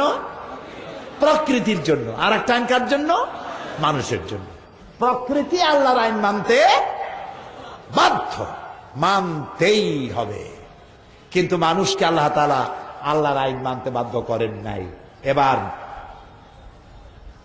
বুক ভরে নিঃশ্বাস নিয়ে বলেন আলহামদুলিল্লাহ। ওয়ালাকাদ কাররামনা বানি আদম, আমি তোমাকে সম্মান দিয়েছি। এই জন্য গরুর মতো, কুত্তার মতো, ছাগলের মতো, সূর্যের মতো, চাঁদের মতো আমি তোমারে আমার আইন মানতে বাধ্য করি নাই। ফামান শাআ ফালিউমিন ওয়া মান শাআ ফালিয়াকফুর, ইচ্ছে করলে আমার আইন মানতেও পারো, ইচ্ছে করলে আমার অবাধ্য হতে পারো। কে বলতেছেন? এখন জোরে বলবেন না আল্লাহু আকবার। কত বড় স্বাধীনতা দিয়েছে ইসলাম। কে বলে ইসলাম ফান্ডামেন্টালিস্ট? কে বলে ইসলাম প্রতিক্রিয়াশীল? কে বলে ইসলাম রক্ষণশীল? কে বলে ইসলাম মৌলবাদী? যারা বলে ওরা 100% মৌলবাদী। কত বড় কথা। আল্লাহ বলেন, আল্লাহ আল্লাহ আল্লাহ। কাফ আর নুনের মালিক। খুন যা বলবেন, ওয়াইজা আরাদাল্লাহু শাইয়ান আইয়াকুলা লাহু কুন ফায়াকুন। আল্লাহ যখন ইচ্ছে করেন বলেন কুন হও, আর সাথে সাথে দেন, একটু দেরি হবে না, সঙ্গে সঙ্গে হয়ে যাবে। মানুষের জন্য আল্লাহ আইন মানতে বাধ্য করলেন না। কথা কি বুঝতেছেন আমার? ফামান শাহ ফালিউমিন, তোমাদের মধ্যে যাদের ইচ্ছা আমার আইন মানো, আমার উপরে ঈমান আনো। অমান শাহ ফালিয়াকফুর, আর যদি ইচ্ছে করো তাহলে আমার অবাধ্য হতে পারো, ইখতিয়ার দিয়া দিলাম। তোমারে আমি গরু ছাগলের মতো বাধ্য করলাম না, কারণ তুমি আমার সৃষ্টির মধ্যে, সকল সৃষ্টির মধ্যে তুমি আমার সেরা সৃষ্টি। লাকাদ খালাকনাল ইনসানা ফি আহসানি তাকওয়িম, সব থেকে সুন্দর করে বানাইছি আমি তোমারে। সুবহানাল্লাহ, সুবহানাল্লাহ। তোমারে বানাবার মধ্যে কত বড় আর্ট! তোমারে যখন তৈরি করছি, কি আর্ট, কি শৈল্পিক সৌন্দর্য, কি নান্দনিক দৃশ্য! একটু তাকাও তো দেখি নিজের চেহারা, আয়নার দিকে দেখো তো দেখি কি সুন্দর করে আমি তোমারে বানাইছি। দুইটা চোখ দিলাম, চোখের উপরে আবার হাড্ডি দিলাম। সেই হাড্ডি চোখের উপরেও আছে, চোখের নিচেও আছে। দুইটা হাড্ডি দিয়া চোখটা ভিতরে দিছি। এই চোখ দুইটা তো কুমিরের মতো কপালের উপরেও দিতে পারতাম না, পারতেন না? আরে বলেন না কেন ভাই? যদি চোখ দুইটা দুই হাড়ের মাঝখানে না হইয়া কপালের উপরে হইতো, ফুটবল খেলাইতেই পারতেন না। যেই ফুটবল খেলতে যাইতে, হেড করতে গিয়ে দুইটা চোখ ডিমের মতো পোষ হয়ে যেত। আষাঢ় খেতে চোখ দুইটা শেষ। আল্লাহ রাব্বুল আলামিন দুটি চোখকে দুই হাড়ের মাঝখানে রেখে এমন সুন্দর করে দিলেন, বল এসে লাগুক, আষাঢ় খেয়ে পড়েন, উষ্টা খেয়ে পড়েন, যেমন অবস্থায় হোক না কেন আল্লাহ রাব্বুল আলামিন চোখ হেফাজত করে দিবেন। আবার উপরে যে হাড্ডি, সেই হাড্ডিতে আল্লাহ কিছু চুল দিয়েছেন, কিছু পশম দিয়েছেন। এটা আর্ট, এটা সৌন্দর্য। এটা না দিলেও হইতো। ভুরু দিয়ে আল্লাহ দেখতে সৌন্দর্য, আল্লাহ রুচিবোধ দারুণ। সুবহানাল্লাহ বলে। আল্লাহ সুন্দর। তোমার সৃষ্টি যদি হয় এত সুন্দর, না জানি তাহলে তুমি কত সুন্দর। আল্লাহ আকবার বলবেন না? কত সুন্দর আমার আল্লাহ! দেখেন না আল্লাহর রুচি। এই যে ফুল, প্রত্যেকটা জিনিস জোড়া লাগে, নর এবং নারী। বাচ্চার জন্য এই দুইটা লাগে। ফল হবে ফুল দিয়ে। ফুলের মধ্যে রয়েছে পুংকেশর এবং স্ত্রী কেশর, এ দুটোতে মিল হতে হবে। এই মিলনের কাজ কিভাবে হবে? ফুল তো নড়তে পারে না, ফুল তো এক জায়গা থেকে আর এক জায়গায় যেতে পারে না। সুতরাং এই কাজটা করাতে হবে কাউকে দিয়ে। এই কাজটা আল্লাহ ইচ্ছে করলে তেলাপোকা দিয়ে করতে পারতেন।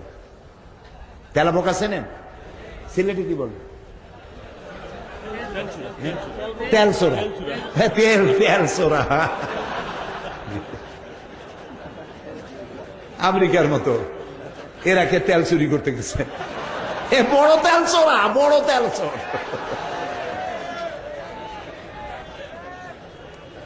তো এই ফুলের স্ত্রী কেশর এবং পুংকেশরের এই মিলনের কাজটা আল্লাহ তাআলা তেলসোর দিয়ে করাইতে পারতেন। আর একটা দিয়ে করাইতে পারতেন। ওই প্রকারে আপনারা কি বলেন আমি জানি না, এই যে উৎসুঙ্গা বলা হয়, যে মাটির মধ্যে মাটি দিয়ে ফুড়ে ফুড়ে লাভ দিয়া, হ্যাঁ, কুকুর, গুগরা। গুগরা আমার কিছুদিন সিলেটে থাকা দরকার শেখার জন্য। গুগরা, এই গুগরা পোকা, তেলা পোকা, এই সব পোকারে যদি আল্লাহ দায়িত্ব দিতেন গোলাপ ফুলের বা অন্য কোন ফুলের পুংকেশর আর স্ত্রী কেশরের মিলন ঘটানোর জন্য, ফুলের ইজ্জত বাঁচত? ফুলের ইজ্জত বাঁচত না। আমার আল্লাহর রুচি কত সুন্দর! ফুল যেমন সুন্দর, আর কাজটা, এই কাজটার দায়িত্ব আল্লাহ দিলেন প্রজাপতিকে। সুবহানাল্লাহ।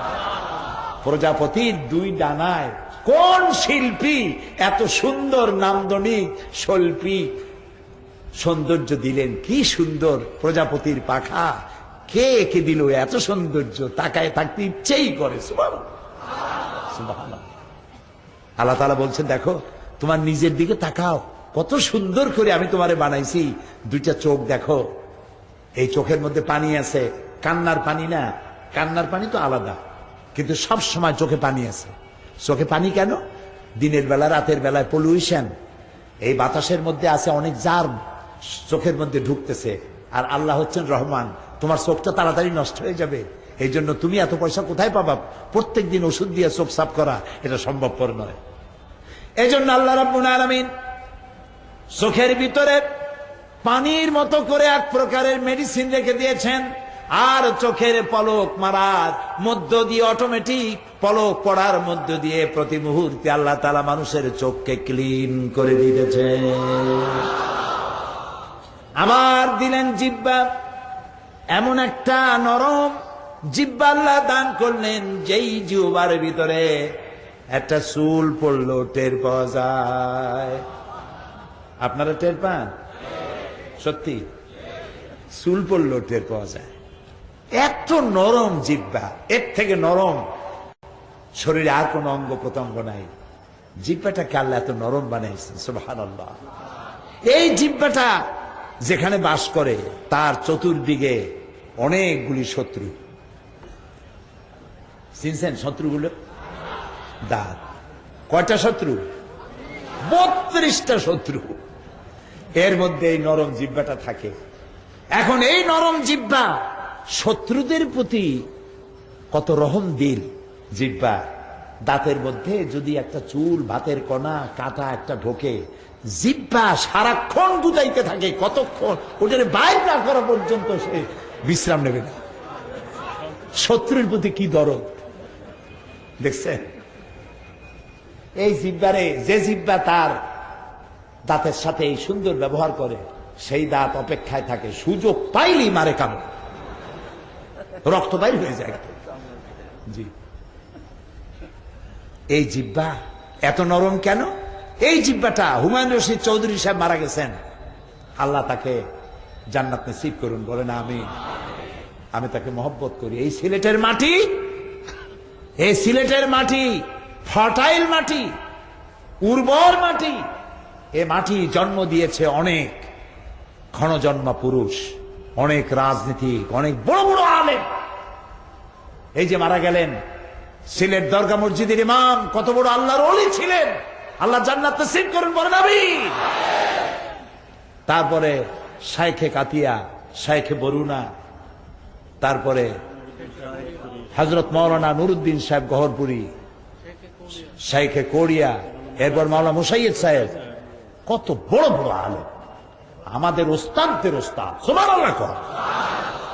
সিলেটের মাটি অত্যন্ত উর্বর, অনেক ভালো ভালো সন্তান জন্ম দিয়েছে এই মাটি, আলহামদুলিল্লাহ, আলহামদুলিল্লাহ। কি বলতেছিলাম? হুমায়ুন রশিদ চৌধুরী, কথার নাম লতা। বাইতে বাইতে কই যায় ঠিক থাকে না, কিন্তু আমার ঠিক থাকে ইনশাআল্লাহ। আমি আবার ফিরে আসবো জায়গায় ইনশাআল্লাহ, বলি ইনশাআল্লাহ। হুমায়ুন রশিদ চৌধুরী সাহেব তিনি সংসদ চালাচ্ছেন, আমি তখন নতুন মেম্বার পার্লামেন্টের, একজন নবাগত, নতুন পৃথিবী আমার জন্য। আমার জগৎ তো এইটা। এটা কোন জগৎ? কোরআনের জগৎ। এটা কোন জগৎ? কোরআনের জগৎ। এইটা আমার আসল জগৎ, আমার মূল পরিচয় এইটাই। আমি কোরআনের ছাত্র, আমি তাফসীরের ছাত্র, বাস এটাই আমার পরিচয়। এই পরিচয় যদি আল্লাহ তাআলা কিয়ামতের দিন এই গুনাহগারকে কোরআনের ছাত্র হিসেবে যদি কিয়ামতে আল্লাহ বলে তোরে মাফ করে দিলাম, আমার আর কিচ্ছু পাওয়ার নেই, আল্লাহর কাছে চাওয়ার নাই। পার্লামেন্টের ভিতরে আমি তখন নতুন, দুই দলে লেগে গেল ঝগড়া, শেখ মুজিব এবং জিয়াউর রহমান সাহেব, এই দুই জাতীয় নেতা নিয়ে লেগে গেল গন্ডগোল। হুমায়ুন রশিদ চৌধুরী সাহেব হিমশিম খেয়ে যাচ্ছেন দুই দলকে কন্ট্রোল করতে গিয়ে। আমি একটা চিঠি দিলাম, মাননীয় স্পিকার, পরিস্থিতি কুল ডাউন করার জন্য যদি মেহেরবানি করে আমাকে একটু ফলোর দিতেন, আমি একটু কথা বলতে চাই। উনি আমার ওইটা পাইয়া এত খুশি হইলেন, উনি আমার নাম ঘোষণা করলেন। আর আল্লাহর এমন মেহেরবানি, আমি তখন একদম নতুন, সবাই বসে পড়লো দুই দিকে। আমি বললাম, মাননীয় স্পিকার, আল্লাহ রাব্বুল আলামিন মানুষের শরীরের ভিতরে জিহ্বাটা দিয়েছেন এত নরম, চুল পড়লেও টের পাওয়া যায়। এই নরম জিহ্বাটা এই জন্য দেওয়া হয়েছে ওয়াকুলু লিন্নাসি হুসনা, মানুষের সাথে সুন্দর সুন্দর করে কথা বলো। জিহ্বা একটা হাত দিলাম না, কঠিন রগ দিলাম না, নরম জিহ্বা দিয়ে নরম নরম কথা কও। মাননীয় স্পিকার, আমি এই সংসদে এসে দেখলাম সেই নরম জিহ্বাটা দিয়া সংসদে কুড়ালের কাম করে।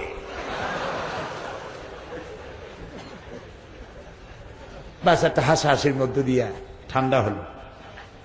আরো কি বলছিলাম এখন তার মনে নেই। আমি তার জন্য দোয়া করি, হুমায়ুন রশিদ চৌধুরী সাহেবের জন্য। প্রিয় ভাই সব, একটি জিহ্বা হাজারো টেস্ট, এই জিহ্বাটা মধ্য দিয়ে আপনি পাচ্ছেন। এক একটা স্বাদ এক এক রকম। মেশিন কয়টা? মাত্র একটা। এই একটা মেশিন দিয়ে লাল শাকের মজা একরকম, নালি শাকের মজা আর এক রকম, গোলালুর একরকম, তারপরে মিষ্টি আলু আর এক রকম। আবার সিলেটে নাকি এই বাঁশও খায়।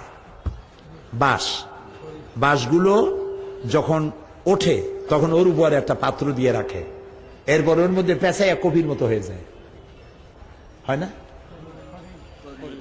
এটার কি বলে? খলিল, বাঁশের খলিল, হ্যাঁ, কুড়িল। এবার বাঁশের চুঙ্গার মধ্যে চাউল দিয়া সিদ্ধ করিয়া, ওরও একটা মজা আলাদা। সিলেটের সাথে আমার সম্পর্ক বেশি, আলহামদুলিল্লাহ। আলহামদুলিল্লাহ, আল্লাহরে বলি, এই যে মহব্বত দুনিয়া হলো, এই মহব্বতের বিনিময়ে জান্নাতে একসাথে থাকতে পারি, তো অভিজ্ঞ দিয়া। লন্ডনেও সিলেটিদের বাড়িতে বাড়িতে যা আমাকে ভালোবাসে, আমি সিলেটি মানুষের মতো এত অতিথি পরায়ণ এবং এত আলেম ভক্ত আমি অন্য কোথাও দেখিনি। আলহামদুলিল্লাহ, আলহামদুলিল্লাহ। ভালোবাসা দিয়ে তাদের দিলগুলি ভরা। তা আমি বলতেছিলাম যে জিহ্বার মধ্যে, একটা জিহ্বায় কত টেস্ট একটা মেশিনের মধ্যে আল্লাহ তাআলা দিয়েছেন। আল্লাহ বলছেন, দেখো আমি তোমারে কেমনে বানাইছি, একটু নিজের দিকে তাকায় দেখো না, পা থেকে শুরু করে মাথা পর্যন্ত আমার সেজদা দিতে ইচ্ছা করবে। সুবহানাল্লাহ, সুবহানাল্লাহ। এই যে পাও, আপনাদের সাথে পাও আছে না? বাড়ি থুই আসছেন, আনছেন কিনা? আচ্ছা, পাও থুই আসবেন কেমনে? পাও তো আনছেনি। আচ্ছা, হাঁটুর নিচের যে অংশটা পায়ের সাথে গিয়ে মিশেছে, ওই অংশটাকে কি বলে? হাঁটুর উপরেরটা তো রান, সবাই বলে, ঠিক না? হ্যাঁ, ও নিচেরটারে বলে থরু। এই যে থরুটা, ওইটা গিয়ে মিশছে পায়ের গোড়ালিতে, পায়ের গোড়ায়, ঠিক না? কিন্তু কমন সেন্স বলে এইখানে না হয়ে মাঝখানে হলে তো ভালো হইতো। এটা যদি পাও হয় তাহলে ওই থরু, ওইটা এখানে না হয়ে মাঝখানে হলে ভালো হইতো না? তো মাঝখানে হইল না কেন? দেখেন আল্লাহর কুদরত, দেখেন। এটা যদি মাঝখানে হতো তাহলে আপনি হাঁটতে পারতেন না, দাঁড়ালেই হয়তো সামনে ভুট হয়ে পড়তেন, না হয় শীত হয়ে পড়ে যেত। আল্লাহ এমন এক জায়গায় ওটা নিয়ে লাগাই দিয়েছেন, আপনি জনমের মতো খাইতে খাইতে পেট যদি 3টা তরমুজের সাইজ হয়, আপনি শীতও পড়বেন না, ভুট হয়ে পড়বেন না। সুবহানাল্লাহ। Balance of power Allah balance করে দিয়েছেন, হাত দিয়ে, পাও দিয়ে। এগুলি বলে আমি শেষ করতে পারবো না। আল্লাহ তাআলা এত সুন্দর করেছেন। তবে কোরআন বিজ্ঞান দিয়ে ভরা। সুবহানাল্লাহ বলে, বিজ্ঞান দিয়ে ভরা, সব আছে এখানে। কপাল পোড়া, আমাদের কপাল পোড়া। বলেন আমাদের কি কপাল পোড়া? কোরআন শরীফে খালি তাবিজ তালাশ করে বেড়াই না। এক হুজুরের কাছে যাই, হুজুর মাইয়েরে জেনে ধরছে, তাবিজ দেন। আবার হুজুররা এমন আছে, লন্ডনে দেখছি, কোন জায়গার হুজুর তা কম না, তো জিজ্ঞেস করে যে কি হয়েছে, বলে এরকম জেনে ধরছে। তখন সে বলে যে আচ্ছা ঠিক আছে, আমাকে আগে দেখতে হবে জেনটা কোন দেশি। যদি কেনিয়া অথবা উগান্ডার জেন হয় তাহলে 500 পাউন্ড লাগবে, আর যদি বাংলাদেশি বা ইন্ডিয়ার জেন হয় তাহলে 100 পাউন্ড দিলে হবে। এখন আপনার তো বোঝার উপায় না যে কেনিয়ার জেন না উগান্ডার জেন, সে তো আপনি বুঝবেন না। পয়সা মারার কি কায়দা!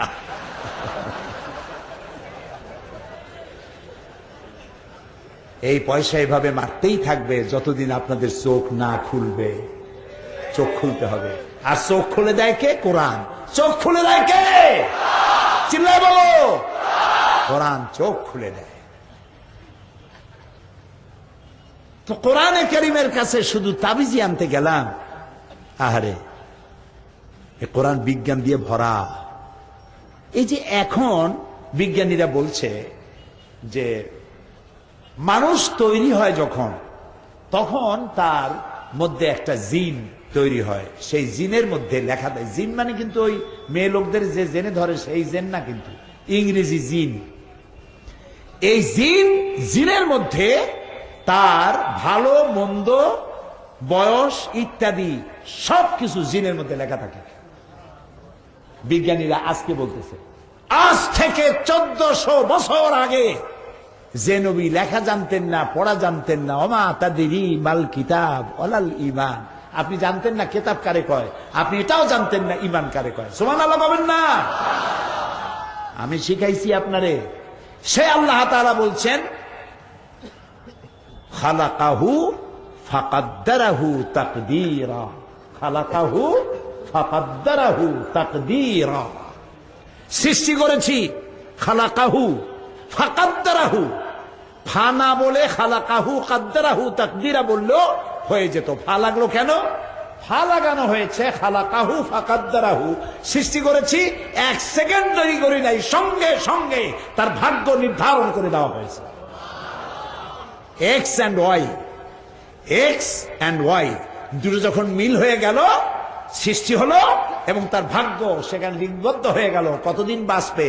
চোর হবে না ডাকাত হবে, গুন্ড হবে না বদমাশ হবে, মাস্তান হবে না কি হবে, মন্ত্রী হবে না এমপি হবে, আলেম হবে না জাহেল হবে, ছাগল হবে না পাগল হবে, কতদিন বয়স পাবে, দোজখে যাবে না বেহেশতে যাবে, গোষ্ঠী শুদ্ধ সঙ্গে সঙ্গে লিপিবদ্ধ হয়ে যায়। সুবহানাল্লাহ। আল্লাহ তাআলা বলছেন, ওয়াকুল্লা ইনসানিন আলজামনাহু তায়রাহু ফি উনুকিহি, প্রত্যেকটি মানুষের গলায় ছোট্ট একটি ঘুঁটলি আমি বেঁধে দিয়েছি। কে বলছেন? বলেন। আপনারা মজা পাইতেছেন? আলহামদুলিল্লাহ গণ। কার কথা শোনাচ্ছি? আমার আল্লাহর কথা শোনাচ্ছি। আলহামদুলিল্লাহ। প্রত্যেকটি মানুষের গলার মধ্যে ছোট্ট একটি ঘুঁটলি আমি এখানে রেখে দিয়েছি। ওইটা কি করব? ওইটা কিয়ামতের দিন খুলে তোমার হাতে দিয়ে দেব আর বলবো, ইকরা কিতাবাক, এবার পড়ো তুমি তোমার কিতাব। এইটা তোমার সারা জীবনের সমস্ত কাজ আর কথা লিপিবদ্ধ হচ্ছে গলার কাছে। আপনি চিন্তা করতে পারেন, হাউ ইজ ইট পসিবল? এটা কি করে সম্ভব? একটা মানুষ, আজকাল মানুষ কম বাঁচে, 70-80 বছর, কিন্তু আগের মানুষ তো 150, 200, 250, 500, 1000 বছর বাঁচত। একটা মানুষের 50, 60, 70, 80 বছরের বয়স, এত লম্বা বয়সে যত কথা বলেছে, যত কাজ করেছে, এতটুকু জিনিসের মধ্যে তা ধরবে কি করে? এইটা বোঝা এখন মোটেই কঠিন না। আপনার মোবাইলে কতগুলি টেলিফোন নাম্বার আপনি সেভ করেছেন, দেখেন কতগুলি করছেন, ওর মধ্যে কত জিনিস আছে। এবার মক্কা শরীফ থেকে রমজান মোবারকে আল্লাহ তাআলা প্রতি বছর রমজানে মক্কা শরীফে নেন, আলহামদুলিল্লাহ, মাবুদের দয়া। রমজানে খতমে কোরআনের রাত শেষ করে জেদ্দা হয়ে ফিরবো, আমার একটা মোবাইল দরকার। আমার মোবাইলটা পুরানো হয়ে গেছে, একটা নতুন মোবাইল নেব। জিদ্দায় ঘুরতেছি, সাথে কিছু লোকজন আছে। মোবাইল যেটা পছন্দ হয় সেটার দাম বেশি, যেটা পছন্দ হয় না সেটার দাম কম। একটা পছন্দ হয়ে গেল ভালো, দাম কত? 1600 রিয়াল। 1600 রিয়াল। আমি বললাম আমি নেব না। সাথে যে আছে তার বললাম, ভাই চলো তো অন্য কোনো দোকানে যাই যেখানে কম দামে পাওয়া যায়। পিছনে এক লোক কয় যে, হুজুর এটা কি আপনার পছন্দ? আমি তারে পিছনে তাকায় দেখি, চিনি না তাকে। তা আমি বললাম যে জিনিসটা তো পছন্দ, কিন্তু আমি এটা নেব না, এত দামি জিনিস আমি নিব না। আপনার দামের দরকার কি? আপনার পছন্দ হইলেই সারলো, দাম তো আমি দেবো, আমি তো পিছনে দাঁড়ায় আছি এই খেদমতটা করার জন্য। ওই বেচারা 1600 রিয়াল দিয়ে দিল। এখন এই মোবাইলের ফজিলতটা কি সেইটা বলব। ফজিলতটা হচ্ছে, সে আমার একটা মেমোরি কার্ড কিনে দিল। মেমোরি কার্ডটা এই আঙ্গুলের আমার করটা যতটুকু, এর অর্ধেক, 1 করের অর্ধেক একটা মেমোরি কার্ড। এই কার্ডটা ওর মধ্যে ঢুকাই দিল। আমি বললাম এটা কি? বললো যে এর মধ্যে 30 পারা কোরআন শরীফ। ফজিলাতুল শেখ আদ-দক্তুর আব্দুর রহমান আস-সুদাইস, ইমাম ও খতিব, মসজিদুল হারাম, মক্কা আল মুকাররমা। ফজিলাতুল শেখ আদ-দক্তুর সৌদ আশ-শুরাইম, ইমাম ও খতিব, মসজিদুল হারাম, মক্কা আল মুকাররমা। এই দুইজনের তেলাওয়াত করা কোরআন শরীফ 30 পারা, এতটুকু মেমোরি কার্ডের মধ্যে ঢুকানো আমার মোবাইলের মধ্যে। যখন যে সূরা খুশি আমি শুনতে পারি। এই বুদ্ধিটা, এই কাজটা কে করেছে? কয় যে আল্লাহ করছে। একটা কথা হইল, আল্লাহ বুঝি মোবাইলের সিম বানাবে? এই কাজটা করেছে মানুষ। কে করেছে? মানুষ। বুদ্ধিটা দিছে কে? এরপরে শুনেন আল্লাহ কি বলেন, ওমা উতীতুম মিনাল ইলমি ইল্লা কালিলা। ওমা উতীতুম মিনাল ইলমি ইল্লা কালিল যদি বলতেন তাহলে বোঝা যাইতো কিছু পাইছি, কিছু পাইছি। কিন্তু আল্লাহ বলছেন ওমা উতীতুম মিনাল ইলমি ইল্লা কালিলা, একেবারে সামান্য থেকে সামান্যতম জ্ঞান তোমাদের দিয়েছি। সে জ্ঞানটা কতটুকু ওইটা বুঝাবার জন্য আমি বলি, প্রশান্ত মহাসাগরের ভিতরে একটা পাখি যদি তার ঠোঁটটা ডুবাই দিয়া পানি ভেতরে ঠোঁট ডুবাইয়া ঠোঁটটা যদি উঁচা করে, প্রশান্ত মহাসাগরের পানি কতখানি কমবে? বুঝেন না? পানি কমলো কত? মুঠি না, কিছুই হইল না। প্রশান্ত মহাসাগরের ভিতরে একটা পাখি তার ঠোঁট ডুবাইয়া যতটুকুন পানি উঠাতে পারে নাই, তাম পৃথিবীর সমস্ত মানুষ কিয়ামত পর্যন্ত আল্লাহর অফুরন্ত জ্ঞান ভান্ডার থেকে অতটুকুনো জ্ঞানও লাভ করতে পারে নাই। আল্লাহ হচ্ছেন আলিম। আল্লাহ কি? আলিম, সমস্ত জ্ঞানের উৎস। সুবহানাল্লাহ। জ্ঞানের একচ্ছত্র মালিক আমার আল্লাহ রাব্বুল আলামিন। তিনি দিয়েছেন কোরআন, আর তিনি আইনকে দুই প্রকার করলেন। একটা করলেন কার জন্য? প্রকৃতির জন্য। আর একটা করছেন কার জন্য? মানুষের জন্য। মানুষের জন্য যে আইনটা করলেন, এই আইন করে দিয়ে মানুষকে কিন্তু বাধ্য করলেন না, ছেড়ে দিলেন ইচ্ছার উপরে। তুমি ইচ্ছা করলে ইমান আনতেও পারো, ইচ্ছা না করলে ইমান নাও আনতে পারো। এটার নাম হলো ইসলাম। এটার নাম কি? ইসলাম। এখানে কোনো জবরদস্তি নাই। লা ইকরাহা ফিদ্দীন। আমাদের ধর্মনিরপেক্ষবাদী বন্ধুরা তারা এইটারে বানাইছে ধর্মনিরপেক্ষর পক্ষের আয়াত, লা ইকরাহা ফিদ্দীন। একজন মুরব্বী, ধর্মনিরপেক্ষবাদীদের একজন মুরব্বী মারা গেছেন। কোন জায়গার কে নাম বললাম, তার সঙ্গে পার্লামেন্টে আমার দেখা। আমি বললাম, বড় ভাই, আপনাদের সাথে আমাদের কোনো গন্ডগোল নাই। আপনারা আমাদের হালের গরু পিটায় মারেন নাই, আমরাও আপনাদের পাকা ধানে মই দেই নাই, কোনো শত্রুতা নাই। এই খালি ধর্মনিরপেক্ষ মতবাদ, এইটা আপনারা কেন রাখছেন? এটা বাদ দিতে পারেন না? কেন বাদ দেবো? আল্লাহ নিজেই তো ধর্মনিরপেক্ষ। আমি চিন্তা করলাম, আল্লাহ দাড়ি পাকা মানুষ কয় কি? আল্লাহ বলে ধর্মনিরপেক্ষ। আল্লাহর চাইতে ধর্মের পক্ষে আর কে? আল্লাহ নিজেই বলছেন ইন্নাদ-দীনা ইনদাল্লাহিল ইসলাম। আমার কাছে একমাত্র কেবলমাত্র শুধুমাত্র পছন্দনীয় জীবন ব্যবস্থার নাম কি? জোরে বলে, জোরে বলে, ইসলাম। ইসলাম তো আল্লাহই তো সবচেয়ে ধর্মের পক্ষে। লা ইকরাহা ফিদ্দীন। দিনের ব্যাপারে বাড়াবাড়ি নাই, ধর্মের ব্যাপারে বাড়াবাড়ি নাই। জবরদস্তি করে কাউকে ধর্মান্তরিত করতে পারবে না। কাদ তাবায়্যানা রুশদু মিনাল গাই। হক আর বাতিলকে আলাদা করে দেখানো হয়েছে। ওই যে বলেছি যে মানুষের জন্য বাধ্য করা হয় নাই, মানুষকে দুইটা পথ দেখানো হয়েছে। কথা কি শুনতেছেন? দুইটা পথ দেখানো হয়েছে। মানুষকে আল্লাহ জ্ঞান দিয়েছেন, গরুকে জ্ঞান দেননি, মানুষকে জ্ঞান দিয়েছেন। জ্ঞানের জন্যই মানুষ মুকাল্লাফ হয়েছে। মানুষকে জ্ঞান দিয়ে দুইটা পথ দেখানো হয়েছে। একটা পথ গেছে কোন দিক? ডান দিক। আর একটা গেছে বাম দিক। ডান দিকের নেতৃত্ব দিয়েছে নবীরা, আর ডান দিকে যারা চলবে নবীরা তাদেরকে নেতৃত্ব দিয়ে নিয়ে যাবে কোথায়? জান্নাতে। বাম দিকে আর একটা রাস্তা, এর নেতা হচ্ছে কে? কন্ত নাম কন্ত কে? শয়তান। জোরে কোন নাম কি? শয়তান। এই বামপন্থে যারা যাবে শয়তানের নেতৃত্বে, জায়গা হবে কোথায়? আমার দেশের এক শ্রেণীর কপাল পোড়া মুসলমান নামধারী, তারা নিজেদেরকে দাবি করে আমরা বামপন্থী। কত বড় কপাল পোড়া হলে মানুষ বামপন্থী হয়? রাসূলুল্লাহ বলেছেন লা তাকুলুশ শিমাল, বাম হাত দিয়ে কিছু খাইও না। এই বাম হাত আমারই হাত, আপনারই হাত, কিন্তু বামের কিছু আলাদা কাজ বাজ আছে, তাই না? ডানের কাজ আলাদা, বামের কাজ আলাদা।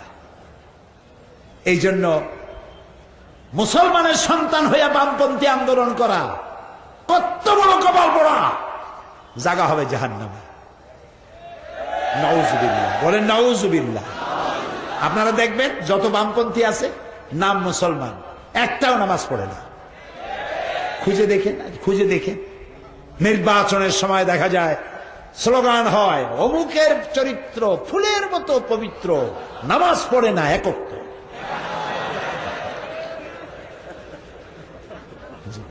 এই হলো বামপন্থী। তো আল্লাহ তাআলা ডাইন আর বাম দুইটা পথ দেখাই দিয়েছেন। এখন তোমার আকল আছে, আকল দিয়ে যা খুশি তাই করো, ডানেও যাইতে পারো, বামেও যেতে পারো।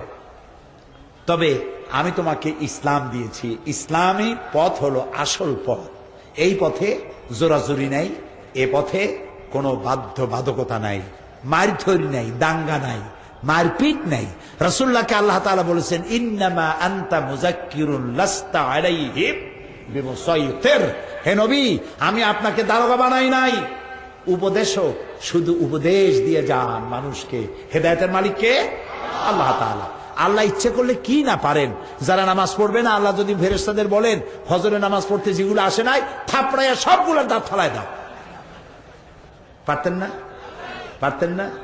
এই যে রাতের বেলায় নিষিদ্ধ পল্লীতে যারা যায়, আল্লাহ তাদেরকে ড্রেনের মধ্যে ফালাইয়া সাপ দিয়ে কাটাইয়া মারি ফেলাইতে পারতেন না? পারেন না? আবার যারা তাহাজ্জুদের নামাজ পড়তে যায় পথে পথে টাকা পয়সা কুড়াই পাইতে পারতো না? এগুলো আল্লাহ করেন না। আল্লাহ বুদ্ধি দিয়েছেন, দুইটা রাস্তা দিয়েছেন, বাড়াবাড়ি নাই, কড়াকড়ি নাই। ইসলাম পৃথিবীতে আসছে সভ্যতার বিকাশের জন্য। বর্তমান পৃথিবীতে যেটা হচ্ছে, এটা হচ্ছে ওয়ার অফ সিভিলাইজেশন, সভ্যতার যুদ্ধ। সভ্যতার বিরুদ্ধে অসভ্যতার যুদ্ধ। ইসলাম হলো সভ্যতা। সিভিলাইজেশন বলতে যেটা বুঝায়, সভ্যতা যেটা বুঝায়, সেটার নাম ইসলাম। সেটার নাম কি বলেন না জোরে? এই যে 8ই মার্চ, সেটা কি মাস? এইটা কি মাস ইংরেজি? মার্চ। এই মার্চ মাসের 8 তারিখে আন্তর্জাতিক নারী দিবস পালিত হলো, ঠিক না? আমি এটিএন বাংলায় প্রতি শুক্রবার আমার বক্তব্য প্রচারিত হয়, জানেন আপনারা। সেখানে আমি বলেছি 8ই মার্চ আন্তর্জাতিক নারী দিবস পালন হলো। এখন আবার দিবস যে কত চিন্তা করে কুলাইতে পারবেন না।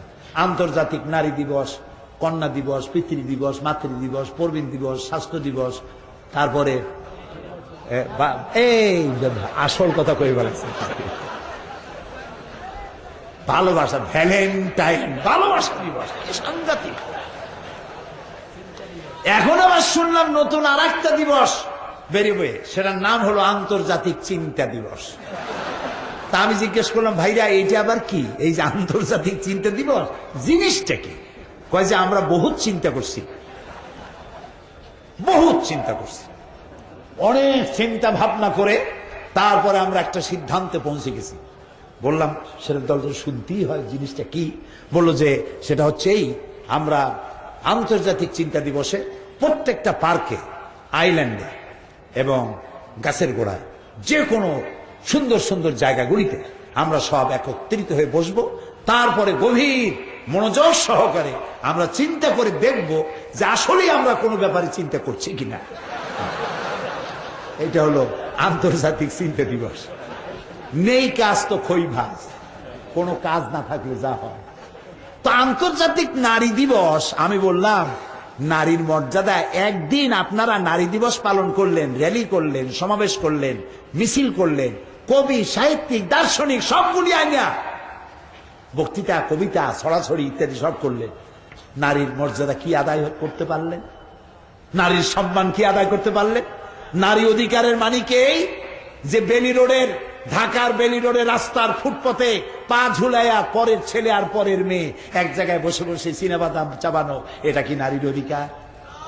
দিনের আলোকে অথবা রাতের আধারে জাতীয় সংসদের চতুর্পাশে কপত কপতি বাগবাকুম করে বেড়ানো, এটাই কি নারীর অধিকার?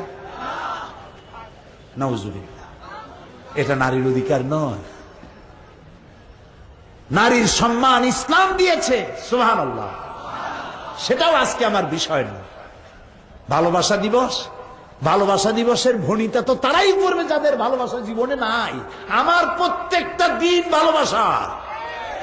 আমি মুসলমান, চিল্লায় বলো আমরা কি? আমার প্রত্যেক দিন ভালোবাসা, আমার জন্ম ভালোবাসা, আমার বেঁচে থাকা ভালোবাসা, আমার মৃত্যু ভালোবাসা। যাদের জীবনে কোনো ভালোবাসা নাই, ওদের জীবনে অন্তত বছরে একবার ভালোবাসার নামে ভণিতা করা লাগে। ভণিতা বুঝেন তো? একটু ভণিতা করা লাগে। এই যে ইউরোপ আমেরিকায় যায় দেখেন পাগল কোন দেশে বেশি? আমেরিকায়। সব থেকে বেশি পাগল কোথায়? আমেরিকায়। পাগল হবে না কেন? বউর সাথে যদি স্বামীর ভালোবাসা না থাকে, স্বামী পাগল হওয়া ছাড়া কোনো উপায় নেই। পাগল তো ভালো, ছাগল হয়ে যাবে শেষ পর্যন্ত। বউ স্বামীরে বিশ্বাস করে না, স্বামী তার বউকে বিশ্বাস করে না, পাগল তো হবেই। Broken family. আমরা আমাদের দেশ নিয়ে তাদের খুব জ্বালা। জ্বালা কেন? আমরা তো শান্তিতে আছি কেন? আমাদের দেশের মতো বাপ দাদা দাদি মা ভাই বোন একসাথে যৌথ পরিবারে মতো থাকা পৃথিবীতে কোথাও নাই, কোন জাতিতে নাই। ঠিক কিনা বলো? আলহামদুলিল্লাহ, যৌথ ফ্যামিলি আমার দেশে আছে, আলহামদুলিল্লাহ। তা আমরা শান্তিতে আছি কেন? এটাই হলো তাদের জন্য বিপদ। সেই জন্য বসন্তের কোকিলেরা নির্বাচনের বাতাস সুরসুর করে যখন একটু বয়ে উঠছে, বসন্তের কোকিলেরা উড়ে আসতেছে, ইউই থেকে আসতেছে, আমেরিকা থেকে আসতেছে, আমাদেরকে উপদেশ খয়রাত দিতে আসতেছে। আমাদেরকে গণতন্ত্র শিখাইতে আসো তোমরা। বাবাজিরা, আয়নায় চেহারা দেখো। ইরাকের গণতন্ত্র কারা ধ্বংস করেছে? আফগানিস্তানের গণতন্ত্র কারা ধ্বংস করলো? আলজেরিয়া কারা ধ্বংস করলো? বসনিয়া চেচনিয়া কারা ধ্বংস করেছে? আমাদেরকে গণতন্ত্র শিখাইতে আইছো না, মানবাধিকার আমাদের শিখাও। লজ্জা হওয়া উচিত তোমাদের, শরম হওয়া উচিত। তোমরা ইরাকের আবু গরিব কয়েদখানায়, আহারে আহা, মুসলমান পুরুষগুলিকে উলঙ্গ করে আমার কলিজা ফেটে যায়। মুসলমান পুরুষগুলিকে উলঙ্গ করে একটা পুরুষের উপর আরেকটা, তার উপর আরেকটা উলঙ্গ পুরুষগুলি দিয়ে মুসলমান দিয়ে পিরামিড বানাইছো। মানবাধিকার শিখাইতেছ আমাদের? 70 বছরের বৃদ্ধা নারী গাধার মতো হাত আর পাও নিচু করে দিয়া তার পিঠের উপরে চড়ে বাজারে ঘুরাইছ। আমারে শিখাও মানবাধিকার। কিউবার গুয়ান্তানামো বেতে মুসলমান কয়েদিদের হাত পাও বেঁধে তার চোখের সামনে কোরআন শরীফে তোরা পেশাব করেছিস। তোরা মানুষ, তোদের মানবাধিকার আর তোদের গণতন্ত্রের উপর আমরা ধিক্কার মারি, আমরা থুতু নিক্ষেপ করব।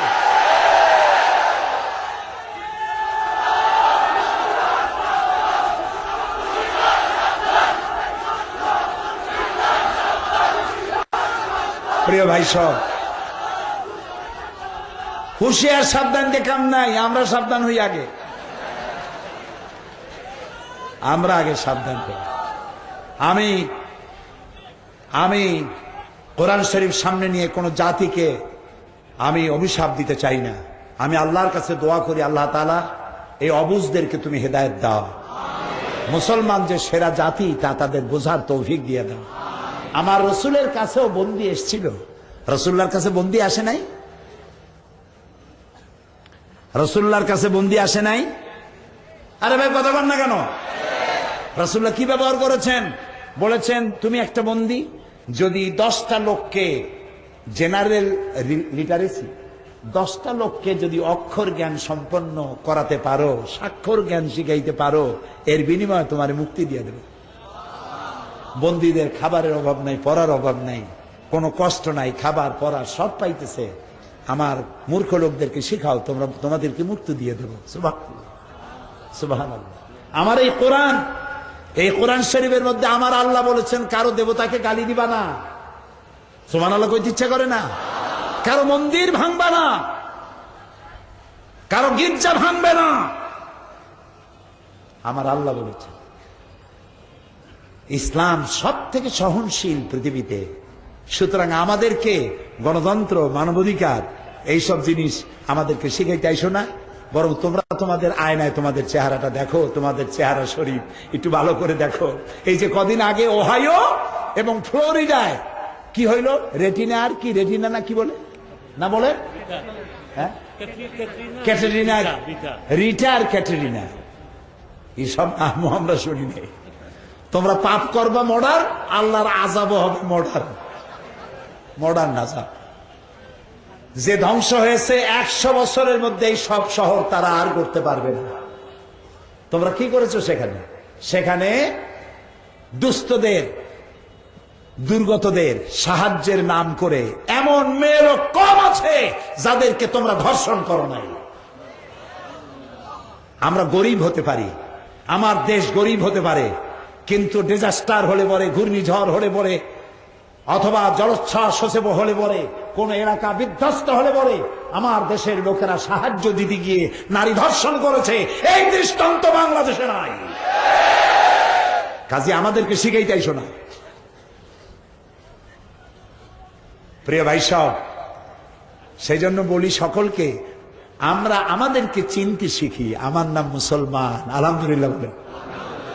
নবী করিম সাল্লাল্লাহু, আজকে আর বাড়াবো না, নবী করিম সাল্লাল্লাহু আলাইহি ওয়াসাল্লাম ইসলামী রাষ্ট্র তৈরি করে বিদায় হয়ে গেলেন। মদিনার এক সুন্দরী যুবতী নারী যাচ্ছিল এক আত্মীয়র বাড়ি, পথে সন্ধ্যা হয়ে গেল।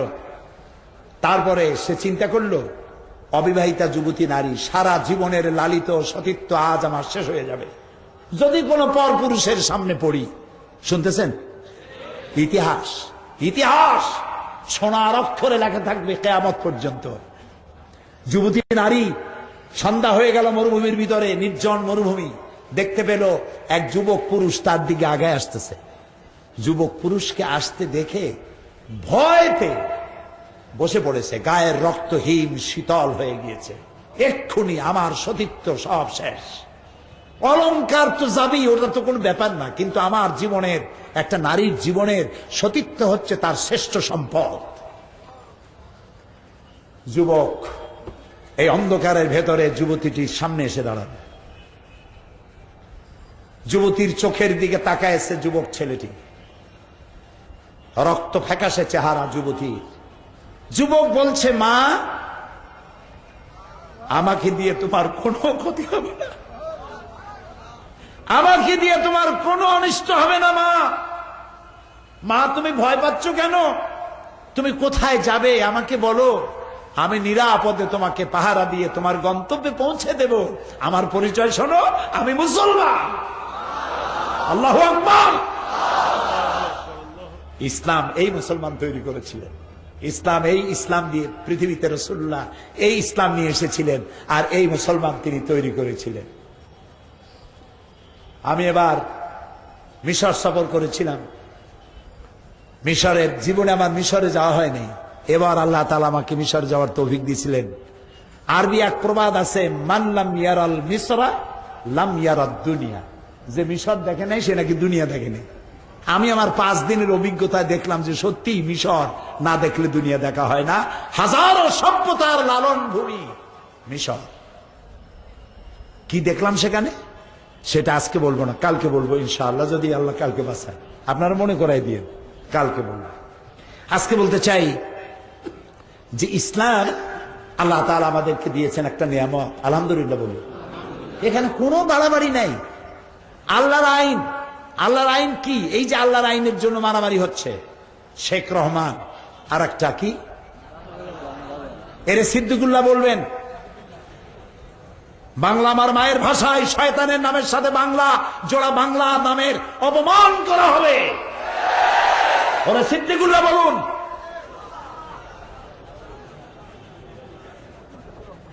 শয়তান, এ দুটোটা শয়তান। এ দুটো কি? শয়তানের চাইতেও নিকৃষ্ট শয়তান। নাম রাখছে জামাতুল মুজাহিদিন, নাম রাখা উচিত ছিল জামাতুল শায়াতিন, শয়তানের জামাত। আল্লাহর আইন বাস্তবায়ন করতে গেছে।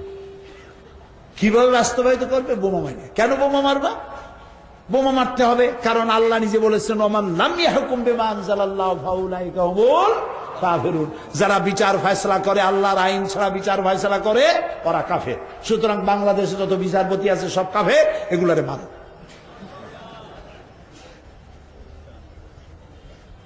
অর্ধশিক্ষিত অশিক্ষিত যুবক, গরিব, এদেরকে মা বাবের কাছ থেকে নেওয়া হয়েছে। আমরা ইতিহাস যা পেলাম পত্রপত্রিকায়, মা বাপকে বলা হয়েছে, তোমার ছেলে, তুমি তো লেখাপড়া শিখিয়ে দিতে পারবে না, তোমার ছেলেটা খুব মেধাবী, আমরা টাকা পয়সা খরচ করে বড় আলেম বানায় দেবো, কেয়ামতে বেহেশতে যাবা না, কোন জায়গায় যাবা টেরো পাবা না।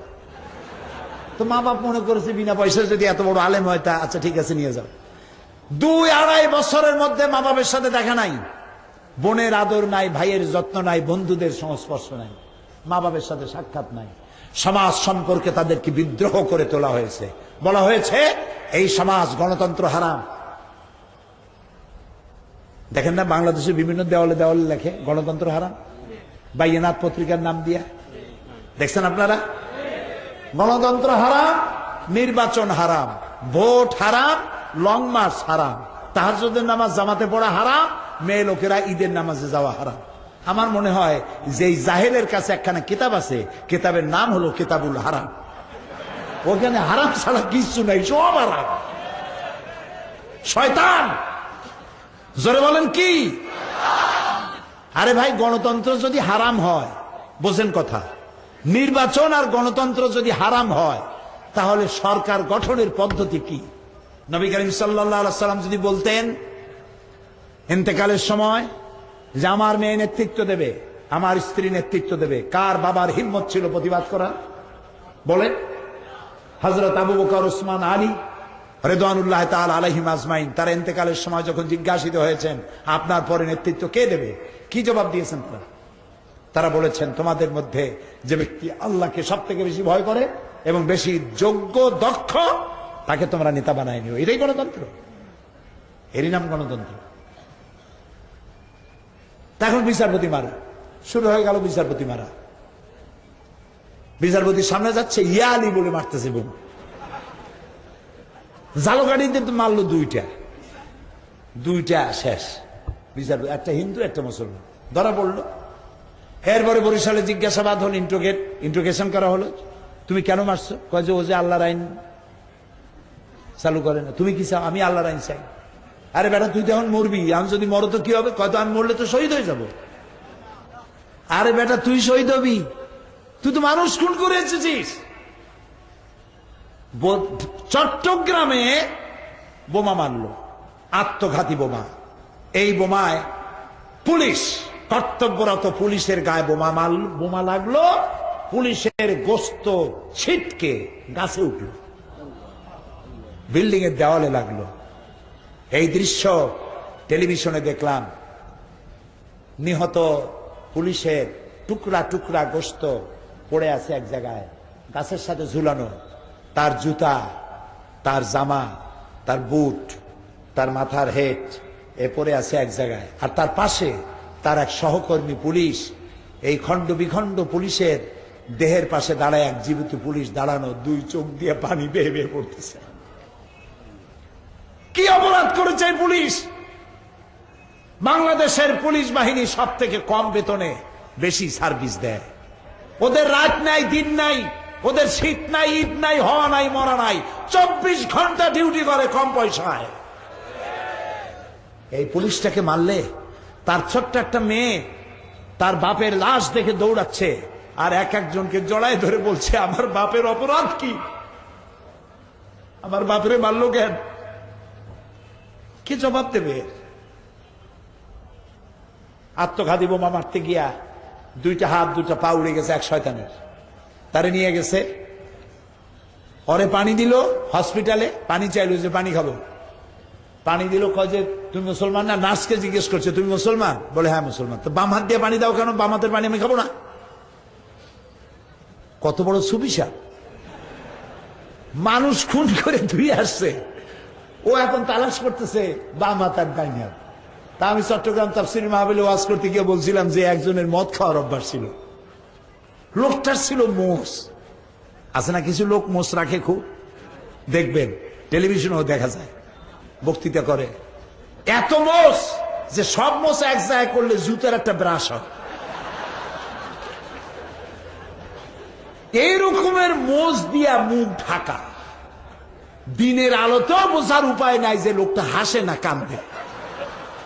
এই মোষ নিয়া তারপরে সে মদ খাওয়া অভ্যাস, ডান হাত দিয়ে মোষ এরকম ঠেলিয়া উঁচা করে ধরিয়া বাম হাত দিয়ে গিলতেছে। একজনে জিজ্ঞেস করলো, ভাই তুমি মদ খাবাতে এত কষ্ট করে খাও কেন? কয় যে ভাই সে আছে এক কাহিনী। বলে কি? কই এক জায়গায় গেলাম, একটু এক বন্ধু নিয়ে গেল এক ওয়াজ মাহফিলে, এক হুজুর ওয়াজ করলেন যে পানি জাতীয় কিছু খাইতে গেলে যদি মোষ ভেজে তাহলে নাকি মাকরু হবে। খাইতেছে শরাব, খাচ্ছে মদ, ভয় পাইতেছে মাকরু। বোমা মেরে মানুষ হত্যা করে তারপরে সে এখন আসছে, হ্যাঁ বাম হাতে পানি খাবো না। শয়তান, শয়তান। প্রিয় ভাই সব, এই মানুষ হত্যার রাজনীতি, মানুষ হত্যা করে ইসলাম প্রতিষ্ঠার জন্য আল্লাহ তাআলা পৃথিবীতে নবী পাঠান নাই, ইসলাম পাঠান নাই। কোরআনে কারীমের মধ্যে পরিষ্কার ভাবে আল্লাহ তাআলা বলে দিয়েছেন, ওয়ালা তুফসিদু ফিল আরদি বাদা ইসলাহিহা, শান্তি প্রতিষ্ঠার পর পৃথিবীতে বিপর্যয় সৃষ্টি করো না। আল ফিতনাতু আসাদ্দু মিনাল কাতল, বিপর্যয় সৃষ্টি করা, সন্ত্রাস সৃষ্টি করা হত্যার চাইতেও মারাত্মক অপরাধ। বিপর্যয় এবং সন্ত্রাস সৃষ্টি করো না। আল্লাহ তাআলা রাসূল তিনি বলেছেন, ইয়াসসিরু ওয়ালা তুআসসিরু, সহজ পথ অবলম্বন করো, চরম পন্থা অবলম্বন করো না। কে বলেছেন? আমার রাসূল বলেছেন। জিহাদ কোন এক ব্যক্তির পক্ষে, কোন সংগঠনের পক্ষ থেকে জিহাদের ঘোষণা দেওয়া জায়েজ নাই, হারাম, অধিকার নাই। জিহাদের ঘোষণা দিতে পারে কেবলমাত্র গভর্নমেন্ট, সরকার। কোন এক ব্যক্তি বা কোন দল জিহাদের ঘোষণা দিতে পারে না। সুতরাং আমাদের দেশে এই যা কিছু হলো, যারা মানুষ হত্যা করলো, ওমান ইয়াকতুল মুমিনান মুতাআম্মিদান ফাজাযাউ জাহান্নাম, আল্লাহ তাআলা বলেছেন যে ব্যক্তি কোন মানুষকে হত্যা করবে, মুমিনকে হত্যা করবে, তার জায়গা হবে কোথায়? জাহান্নাম। যারা বলেন জায়গা হবে কোথায়? জাহান্নামে জায়গা হবে। আল্লাহ তাআলা কোরআনে কারীমের মধ্যে পরিষ্কার করে বলেছেন, মান কাতালা নাফসান বিগাইরি নাফসিন আও ফাসাদিন ফিল আরদ ফাকান্নামা কাতালান নাস জামিআ। এই পৃথিবীতে যদি কেউ একটা মানুষকে কেউ হত্যা করে, সেজন্য সারা পৃথিবীর সব মানুষকে হত্যা করলো। বলেন নাউজুবিল্লাহ। একটি মানুষকে যদি কেউ বাঁচায় দিল, সেজন্য সারা পৃথিবীর সমস্ত মানুষকে বাঁচার সুযোগ করে দিল। সুবহানাল্লাহ বলেন। সুতরাং যারা আল্লাহর কাছে রাসূলুল্লাহ বলছেন, নবী করিম সাল্লাল্লাহু আলাইহি ওয়াসাল্লাম বলছেন যে আল্লাহর কাছে এই পৃথিবীটা ধ্বংস হয়ে যাওয়া সহজ, একটা মানুষ নিহত হওয়া এর থেকে বেশি কঠিন। বাংলাদেশে এই জামাতুল মুজাহিদিন, হরকতুল জিহাদ, আর কি জুমরাতুল মাসাকিন, আরো একটা নাকি নতুন আবিষ্কার হয়েছে, নতুন নতুন নাম শুনতেছি, সেটার নাম হয়েছে নাকি আল জঙ্গিতুল জংলা। কোন জঙ্গল থেকে এগুলো বাইর হবে আল্লাহ জানে। জি, মানুষ হত্যা করা এদের কাজ। বলেন নাউজুবিল্লাহ। আল্লাহর মেহেরবানি, বাংলাদেশ সরকার এদেরকে গ্রেফতার করেছে, এদের সমস্ত অস্ত্রপাতি ধরা পড়েছে। আলহামদুলিল্লাহ বলেন। এখনো বাকি আছে, এখনো নাকি বাকি আছে। সরকারকে আমরা ধন্যবাদ জানাই, আলহামদুলিল্লাহ বলেন। সর্বপ্রথম শুকরিয়া জানাই আল্লাহ, চিল্লায় বলেন আলহামদুলিল্লাহ। যত অস্ত্র ধরা পড়েছে সবগুলি বোমা যদি বিস্ফোরিত হতো, বাংলাদেশ ভাঙ্গে চুরিয়া মঙ্গল গ্রহে চলে যাইত, ঠিক কিনা? আল্লাহ সব ধরাই দিয়েছেন। এই জন্য আমরা প্রশংসা করি আল্লাহ রাব্বুল আলামিনের। তারপরে মাল্লাম ইয়াশকুরিন নাস ফালাম ইয়াশকুরিল্লাহ, যে ব্যক্তি মানুষের কৃতজ্ঞতা স্বীকার করতে জানে না, সে আল্লাহ শুকরিয়া আদায় করতে জানে না। আমরা কৃতজ্ঞতা স্বীকার করি সরকারের, কৃতজ্ঞতা স্বীকার করি আমার পুলিশ বাহিনী, র্যাব। র্যাব কোন আলাদা বাহিনী নয়, পুলিশ, বিডিআর, আর্মি, এদের মধ্য থেকে বাছাই করা এলিট লোকদেরকে বাছাই করে সুশিক্ষিত, দক্ষ, যোগ্য লোকদের দিয়ে র্যাপিড অ্যাকশন ব্যাটালিয়ন তৈরি করেছে সরকার। এই র্যাবকে আল্লাহ তাআলা আরো যোগ্যতা বাড়িয়ে দেন, বলেন আমিন। শেখ রহমান ধরা পড়েছে সিলেটে, আলহামদুলিল্লাহ, বলেন আলহামদুলিল্লাহ। সিলেটের পবিত্র মাটিতে শয়তান থাকতে পারেনি, আল্লাহ ধরাই দিয়েছে, আলহামদুলিল্লাহ বলেন। সুতরাং সারা বাংলাদেশ বলেছে আলহামদুলিল্লাহ। আর একটি গোষ্ঠীর কলজায় খুব দুঃখ, তারা বলছে ইন্না লিল্লাহ। এত তাড়াতাড়ি ধরা পড়লো কেন? আরো কিছু মরতো, আরো বদনাম হইতো। যাকগে, আল্লাহ দয়া করে ধরাই দিছে, সব ধরা পড়বে, সব ধরা পড়বে ইনশাআল্লাহ, বলেন ইনশাআল্লাহ। ইসলাম মারদাঙ্গা করার জন্য আসে নাই। বলতে পারেন তাহলে রাসূলুল্লাহ যুদ্ধ করলেন কেন? রাসূলুল্লাহ যত যুদ্ধ করেছেন সবগুলি যুদ্ধ ছিল ডিফেন্সিভ, সবগুলি প্রতিরক্ষামূলক, নিজে আক্রমণ করে যুদ্ধ করেছেন, এর কোন দলিল নাই। সুবহানাল্লাহ বলেন। ইসলাম মারদাঙ্গা নয়। আল্লাহর আইনটা কি, সেই আল্লাহর আইন সম্পর্কে আমি কথা বলবো আগামীকাল, বলেন ইনশাআল্লাহ। সেই জন্য আপনারা আপনাদের ভাই বোন সবাইকে দেখে নিয়ে আসবেন, বন্ধু বান্ধব সবাইকে নিয়ে আসবেন আগামীকাল। আনবেন তো সবাই? একজনে 3-4 জন নিয়ে আসবেন। কোরআনের এই কথাগুলি শুনে যদি হেদায়েত নসিব হয়ে যায়, বাংলাদেশ আলহামদুলিল্লাহ শান্তির নিবাস হবে। আমরা এখন মোনাজাত করব, মোনাজাতের জন্য বসেন। প্রিয় ভাই সব, মোনাজাত হয় কার কাছে একটু বোঝেন আগে কথা। মোনাজাত হয় কার কাছে বলেন না? তো মোনাজাতের নাম শুনে যদি আপনি হাঁটেন, তাহলে ফেরেশতার ক্যামেরায় আপনার চেহারাটা উঠবে কিভাবে? নাউজুবিল্লাহ কর। এখন আকল বলে কোন জিনিস যদি থাকে, হাঁটার মতো বেয়াদবি করবেন না, এটা বেয়াদবি। মোনাজাতের নাম শুনে হাঁটা, এটা কোন মুসলমান মুমিনের কাজ? আগামীকাল এই কথা যেন আমার বলা না লাগে। আমি জানি সিলেটের মানুষের অত্যন্ত ভদ্র, সুশিক্ষিত। কালকে যদি কেউ এরকম হাঁটেন, আমি বুঝবো সে সিলেটের মানুষই না, আর এক জায়গায়। আল্লাহ রহম করুক, আমরা বলি আমিন। আগামীকাল আপনারা আপনাদের ভাই বোন, বন্ধু বান্ধব সবাই নিয়ে আসবেন। আলোচনা হবে ইসলামী আইন কি জিনিস, এটা কি মারামারি, খুনাখুনি, দাঙ্গা, এটা জিনিসটা কি, এটার উৎপত্তি কেন হলো, পরিণতি কি, যাচ্ছি কোথায়, দায়িত্ব কি, এই কথাগুলি আগামীকাল বলবো যদি আল্লাহ তৌফিক দেয়, বলি আমিন। এখানে এখন মোনাজাত হবে, মোনাজাতের পর আজান হবে, এশার নামাজ জামাতে আদায় করবেন। ঢাকা থেকে অনেকগুলো লাইব্রেরি এসছে, মোবাইল লাইব্রেরি, অনেক বই আছে, আপনারা বইগুলো কিনে নিয়ে যাবেন। বিশেষ করে মিশরে আমি কি দেখেছি কালকে বলবো, কিন্তু ওটা আমি বই লিখে ফেলেছি, রাস্তায় রাস্তায় বই লিখছি। এখন চিন্তা করেন মিশরের রাস্তা কত ভালো, যে রাস্তায় বসে, গাড়িতে বসে বই লেখা যায়, কেমন দেশ। আমি কালকে সে কথাগুলি বলবো। বইয়ের নাম রেখেছি নীল দরিয়ার দেশে। এই বই পড়ার সময় আপনার মনেই হবে যে আপনি যেন মিশরে নিজেই গেছেন। এই বইটি পাওয়া যাবে। আর সন্ত্রাস ও জঙ্গিবাদ দমনে ইসলাম, এটি আমার লেখা বই। সন্ত্রাস আর জঙ্গিবাদের সাথে ইসলামের যে কোনো সম্পর্ক নাই, এই বইটির মধ্যে পাওয়া যাবে। আর আল্লাহ তাআলা মৃত্যু দেহ নিয়ে কি করবেন, আমরা মরে গেলে আমাদের মরা লাশ নিয়ে আল্লাহ করবেন কি, আর আল্লাহ এখন কোথায় আছেন। ছোট ছোট বই, দামও কম, ওইখানে বহুত বই পাওয়া যাবে।